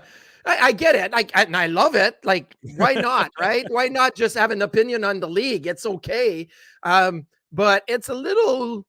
It's odd to see a person in a team's front office talking about other players in other teams. And it's not just that. He's the goalie who has the most wins in NHL history. Marty, I've said this to you before. I'm a Devils fan. So Marty Brodeur, to me, he's on Mount Rushmore at the very least. But I think a lot of people have. I don't know. Have you heard of this guy, Dominic Hasek? I'm not sure if you've heard of him. But I think he might be on Mount Rushmore as well. So I always said I have Hasek 1. I have Brodeur 2 and Patrick Roy 3. And that maybe I'm a little biased because I hated the Canadians, right? So I grew up a Quebec Nordiques fan. So I'm like, I'm not giving Patrick the benefit of the doubt. But I always say there's 3 ways to rank them. Dominic Hasek is the most dominant goaltender to ever play the position. Like, in his days, there was nobody coming in even near him. The amount of shutouts he's getting, the if there was goals save above expectations back there, I mean, he would have been dominated the league by 30, 40 goals save above expectations, right? That would have been crazy. Marty Brodeur is the best regular season goalie of all time. And then Patrick Roy was the best playoff goalie of all time. That's the way I kind of rank all three of them. And then I put Dom number one, but that's the way it is. But maybe Marty wants to come back and play in New Jersey. Maybe that's why he didn't put himself number 6, but I think they need something to happen in New Jersey. That's for sure. Yeah, absolutely. I think, Marty, I think made the best point there. It's hard to argue with your top 5. I think Devils fans should be more maybe upset that Nico Dawes or Vitek Vanacek or somebody like that. He didn't even pick one of his own goalies. Wow. So obviously, that was a little bit weird. He'd have lost all credibility if he'd have put it up there. I mean, I get it. But yeah, this is, and listen, maybe Marty's done a lot of homework because they have internal meetings in New Jersey and they say, hey, who should we acquire? So that's the conversation, right? Who should New Jersey go and get? Should they get a Jake Allen? Should they get a Capo Kakinen in San Jose? Should they try to go get a John Gibson? I would advise against that. That's for sure. Or is it Jacob Markstrom and nothing else? I think it's almost Markstrom and nothing else. Why would you advise against John Gibson? I never really liked John Gibson he's a great goaltender and all that, but he's not my type of goaltender. He's very stiff. I think there's always injuries. He's very injury prone. The contract's not that good. 3 more years at, over $6 million, I think is left on his contract. So I would stay away from that. Markstrom, Markstrom has had a fantastic year, and you're not just getting a rental for this year. You're getting 2 more years at $6 million for a goaltender that's the top 5.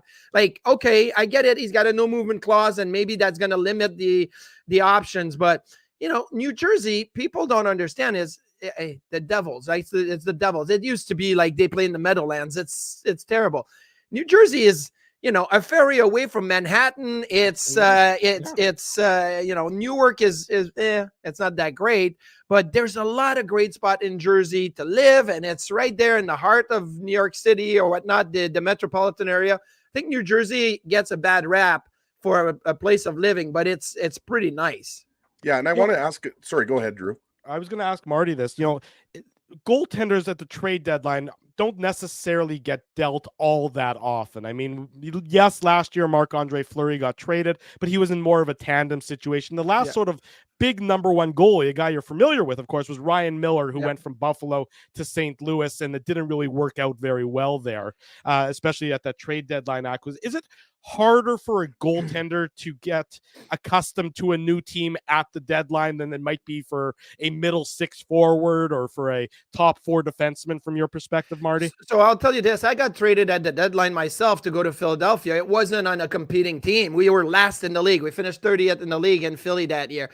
But I actually loved the challenge and the excitement and what are we going to look like the next day type of thing. I love that, right? And I feel like I performed pretty well in a team that was pretty bad in the last month and a half of the season. But I agree with you. I always said trading for a goaltender to be your number 1, it rarely works. And signing a free agent goaltender to be your number 1 rarely works. There is obviously exception to that, but you have to develop your goalies. You have to draft them, develop them, work with them, spend the time, and then hope that they become, a top 10, top 5, top 10, top 15 goalie in the NHL to have success. Look at Connor Hellebuck. That's a perfect example. Sure. Draft and, Thatcher Demko and, Vasilevsky and Shesterkin and, Lundqvist and Miller was traded from Buffalo to St. Louis to finish the year. And then he moved on to, Vancouver. Those rental situations are never good, in my opinion, when you get a goaltender. Getting Jacob Markstrom for this year and 2 more. Okay. I can live with that because not only am I making a push right now, but if I have a team that's built to be competitive for the next 3-4 years, I have a guy for 2 more years, right? That I think is the maybe the other side of things that we don't value enough, but I think is very, very valuable in trading for a guy like Jacob Markstrom. Marty, I got to ask you about the Detroit Red Wings. You mentioned, you're relatively closer than we are to Detroit, living in Buffalo, and it just doesn't seem like a lot of people talk about the Red Wings. Like they're in a wild card spot right now, but it seems like, a lot of people still think And, I could easily see a team like the Islanders or the Devils. They have some work to do, but they could catch the Red Wings. But they've won 3 games in a row. And, not a lot of people talk about, I guess, how remarkable their season has been. I just wanted to ask you why you think that is. Well, funny enough, at the start of the season, I thought Buffalo and Ottawa were going to be ahead of the Red Wings because I didn't think that the Red Wings had enough, game changers, right? Like Dylan Larkin's a really good hockey player, but I didn't think he was Brady Tkachuk or Tage Thompson game-changing type of player. Mo Seider is a really good defenseman. I didn't think he was Rasmus Dahlin or Thomas Chabot, type of game-changing defenseman.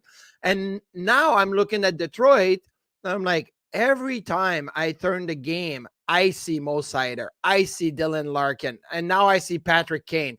I see David Perron, which was a nice addition, right? Like Detroit went and got older veterans that I thought, I don't know that I like what they're doing. Andrew Kopp, I'm not too sure about that, but they did it. Now, what has saved the Detroit Red Wings this year is what has probably hurt the Ottawa Senators for the better part. And in Buffalo, they finally figure it out, but it may be a little too late, is goaltending. Alex Lyon saved the Florida Panthers last year and now is saving the Detroit Red Wings this year. And that's why I think not enough, not a lot of people are giving Detroit maybe their dues because they're like, okay, Detroit is fighting against Vasilevsky.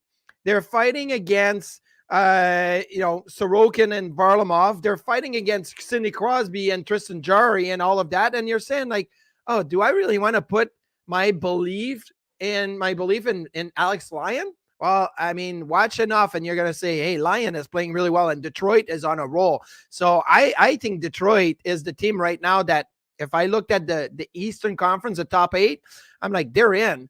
Tampa, I'm not sure. I'm still like, whoa, Tampa it's a struggle right now. Kucherov didn't look great the last few games, and when he's not on the ice, they can't produce with anybody else. So it's like, oh man, and they lost Sergachev. So I think Detroit is separating themselves now from the rest of the teams that are trying to fight for a playoff spot. Marty Biron, our guest Saturday morning. This is the Illegal Curve Hockey Show.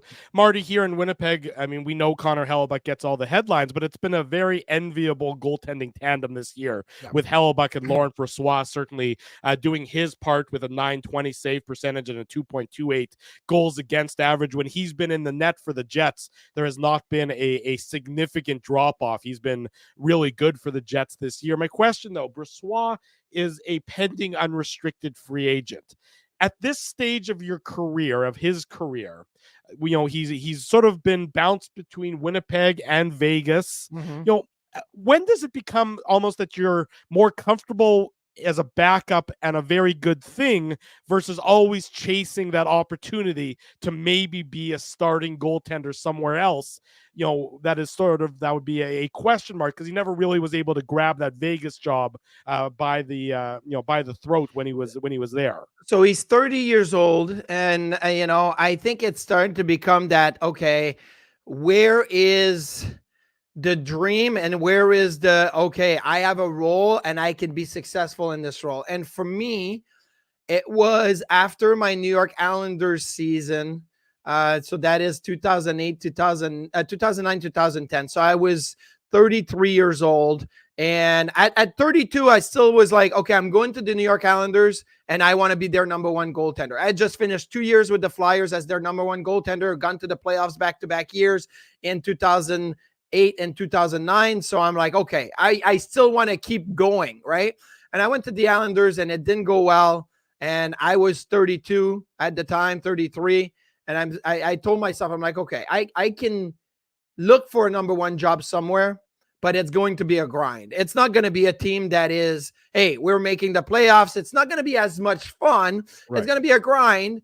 Do I want to go through that or do I want to find a really nice situation? And I explored both, right? And really, to be honest with you, that summer of 2010, when I became a UFA, the New York Islanders gave me the opportunity before July 1 to talk to other teams. They said, Gart Snow said, Marty, you have our blessing. Go talk to other teams. It's not going to be tampering. We're fine with it. Go ahead. So we made phone calls. We talked to other teams. It came down that my best opportunities were to become a backup goaltender. and to fulfill that role and enjoy it. And I remember going to New York to the Rangers for a visit, talking to John Tortorella, talking to Glenn Sater, talking to Benoit Allaire, the goalie coach. And they were all like, we want you, Marty. Like, come on. Like Hank is really, really good, but he can't play 70 games a year. And last year he got hurt and we didn't have the backup goaltender to help to give him a break. And we want you. And I was like, this is great. Like, if they want me that bad, like I'm going to enjoy this role. And I did it for, over 3 years. With the Rangers, and I loved every second of it. I actually got better because I had this drive internally to be the best backup goaltender, to be the best in what I was going to do. And I think Laurent Brossoit could see that. Look, you're still making really good money. A backup goaltender in the NHL, and a good one, is making like $2 million. Right. I understand that Hellebuck is making $8.5 million starting next year, so maybe they're not going to want to spend $10-11 million on goaltender. But if you figure out that Hellebuck has played so well this year. Why? Because he has the support of Brossoit. Make the commitment, because that is a really, really important part of your team. Apparently, Marty, Hellebuck pays for dinner a lot when him and Brossoit go out for dinner. Apparently, he picks up the bill quite a bit with that new contract coming up. Lundqvist paid for dinner a lot too, and I enjoyed it. Yeah, exactly. If he can spend all that money on those suits, right? He was such a well-dressed guy. Not that you were. He didn't spend a dime on suits. They gave it to him. Yeah, it was so funny. Everybody, even his wife was like, he gets clothes given to him every single day, and they like, oh my gosh, that was so difference funny. is when they give us suits, we still don't look like him. They could give us the same suit, but look at how he looks in those suits versus us. Yes, and that was my point. One year we had Kangaroo Court in the plane, right? Because Sean Avery was saying how Lundqvist's suit were cheap. They were not good material. And my point was like, I don't care. I was the lead attorney for the Lundqvist defense. And I said, I don't care if the suits are cheap or if they're bad materials or whatnot. He looks better in those cheap suits than any of us look in $5,000 suits. So I rest my case. Boom. I'll tell you what, I want to start a reoccurring segment on this show, Marty, where you come and tell us kangaroo court stories from your playing days. Yeah, there's some I can tell and some, unfortunately, I can't. I suspect that's the case. Yeah, I feel like Sean Avery could be like just an hour show just alone, right? It could be, for the good and for the bad. I'll tell you this. I didn't know Sean very much, and there's moments where I loved every single thing that he did, and there's moments I was like, okay, this may have crossed the line a little bit here, but he is he was an entertainer. That's what he was. Didn't he do like an internship with Vogue magazine or something like that? Yeah, he was really into the New York City fashion. His wife was a really, really high-end supermodel. She had basically campaigns like, I think it was Estee Lauder or whatnot. That was like, she was the face of Estee Lauder for a long time. So he was really into that stuff. I can kind of relate to that. I was the face of Weight Watchers, Marty, but I mean, I'm always going to remember this in front of Marty Brodeur, Sean Avery screening Marty Brodeur, and I mean that's obviously going to stand out. But I wanted and not shaking hands after that playoff series, like in the line. Well, I mean, you know better than anybody that Rangers-Devils rivalry is real. It's kind of similar to the Jets-Wild rivalry, I would say, but I wanted to stick with the Rangers because, again, asked you about the Wings earlier, but we obviously we focus more on the Western Conference. Like here in Winnipeg, we're way more concerned with the Stars, the Avalanche, the Canucks, the teams out here. And I wanted to stick with the Rangers because, as you know, they've won 9 in a row. Yeah. And unfortunately, Blake Wheeler is going to be out for the season. So obviously, a lot of folks here in Winnipeg didn't like. I mean, not just in Winnipeg, across the NHL, that was tough to watch. Especially Wheeler trying to kind of, find a new identity and just turn the next page, at the end of his career. But wanted to ask you what you think they might do at the trade deadline, because I don't know about you, but it seems like this trade deadline is just as unpredictable as ever. There's some really good players out there, both forwards, defensemen. We talked about goaltenders, Markstrom, Kakkonen, Jake Allen, you mentioned earlier. What do you see the Rangers doing? Like, do you see them adding a forward, a winger? Because it seems to me like they're very deep. And, and one of the teams to beat in the East for sure. I think that's Captain Obvious speaking. They need a top 6 forward. They have Jimmy Vesey right now playing with Zibanejad and Chris Kreider, and I don't know that Jimmy Vesey in the playoff series is your top line right winger, right? I mean, that's Lafreniere, Trocheck, Panarin have played really well together. They're getting better production from Capo Caco, but I think if you move Vesey down and then you move everybody down a little bit more, it's going to help. On defense, they're really good. I mean, they're as solid as it come. I love Trouba, Keandre Miller, Fox, obviously, Lindgren. Like, they are really good. And so the big thing for me for the Rangers is I think the top 2 teams in the East are the Florida Panthers and the New York Rangers. They're the top 2 teams in the East right now. Carolina is right up there, but still waiting. Actually, Carolina's coming into Buffalo tomorrow. I can't wait to see them live because I want to see what they're all about. But so the Rangers early in the season were a power play team. 5-on-5, not so good. Power play, unbelievable. You had Shesterkin struggling. You had Jonathan Quick playing out of his mind. And then at the All-Star break, actually, Jonathan Quick played 3 straight games. Played 2 before the break and the game after the break. And Shesterkin got a rest, a pause, a reset. And Shesterkin's been lights out since then. 5 games, 5-0, 945 save percentage. And that's including the 5 games he gave in the Stadium Series, right? The 5 goals he gave up in the Stadium Series. So that he's been lights out. And now the Rangers are a better 5-on-5 team. The Rangers actually kill penalties with aggressive nature.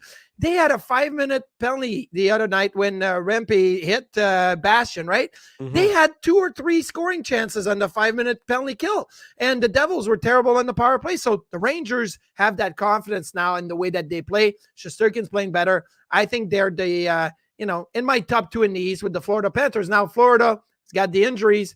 They got Lomberg, not Lomberg. They got Tkachuk, and then they got somebody else. Forsling. Gustav Forsling got hurt, right? Forsling and Tkachuk. So that may hurt the Florida Panthers a little bit, but I still think Florida and New York 1 and 2. Let me ask you this one for the final question, Marty. Which of the teams sort of towards the top of the standings, either East or West, from your mind, is a bit of a paper tiger right now, not really as good as their record might indicate? Well, you mentioned Jake Ottinger earlier, and I am on the fence with the Dallas Stars. I could pick him to win the Stanley Cup, and I could pick him to lose out in the first round. And I think that's the thing. Like, if you look at that division, Dallas, Winnipeg, Colorado, they're 1, 2, 3 right now in the Central Division. Like Colorado, they need a backup goaltender. They need to give Georgiev a break. And if they don't, Georgiev's going to run out. Like, he's going to get to the playoffs. He's going to just run out of energy. That's going to be Colorado out.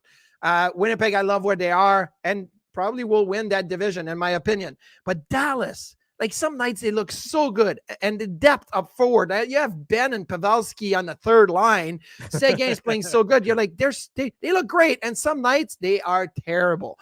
And so I don't know. They're very Jekyll and Hyde in Dallas. I think they're more like, on paper, they look fantastic, but they haven't been able to put it together.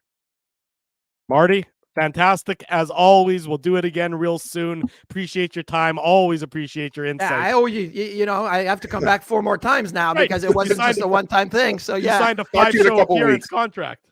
Yes, thank you guys. Thanks, Marty. Take care, buddy. We'll do it again soon. Thanks, Marty. Yep. Marty Biron, always one of our favorites. He's just a fantastic guest on the show and has been for many years. I mean, he was the thing is, like, hold that thought as we gotta fit in a commercial break, and then we'll come back and we'll wrap and we'll talk about Marty's appearance. Don't go anywhere. The Illegal Curve Hockey Show rolls on.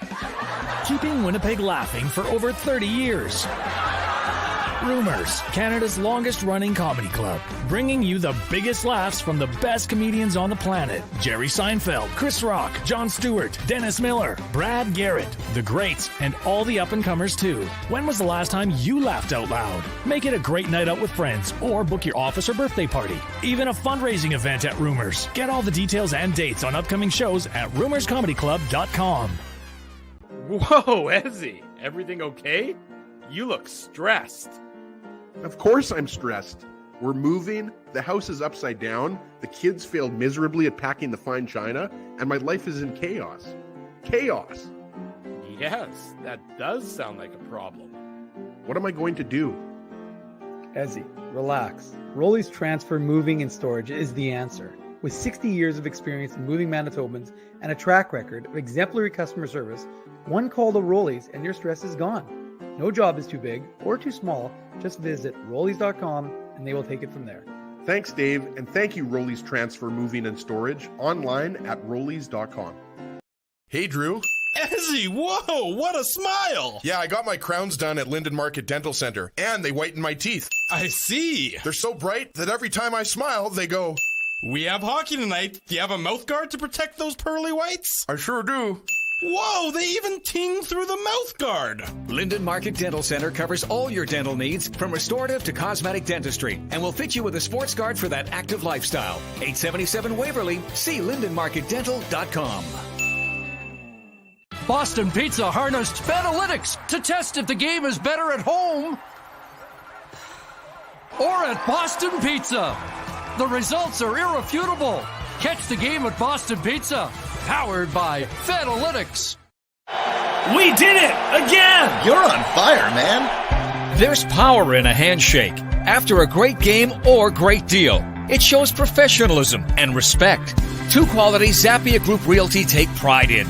You don't build a business where 95% of your clients are referred by others without honesty, integrity, and total dedication to client satisfaction. To sell your home for more in less time, shake hands with Frank and Mauro Zappia of Zappia Group Realty. Get started at ZappiaGroup.com.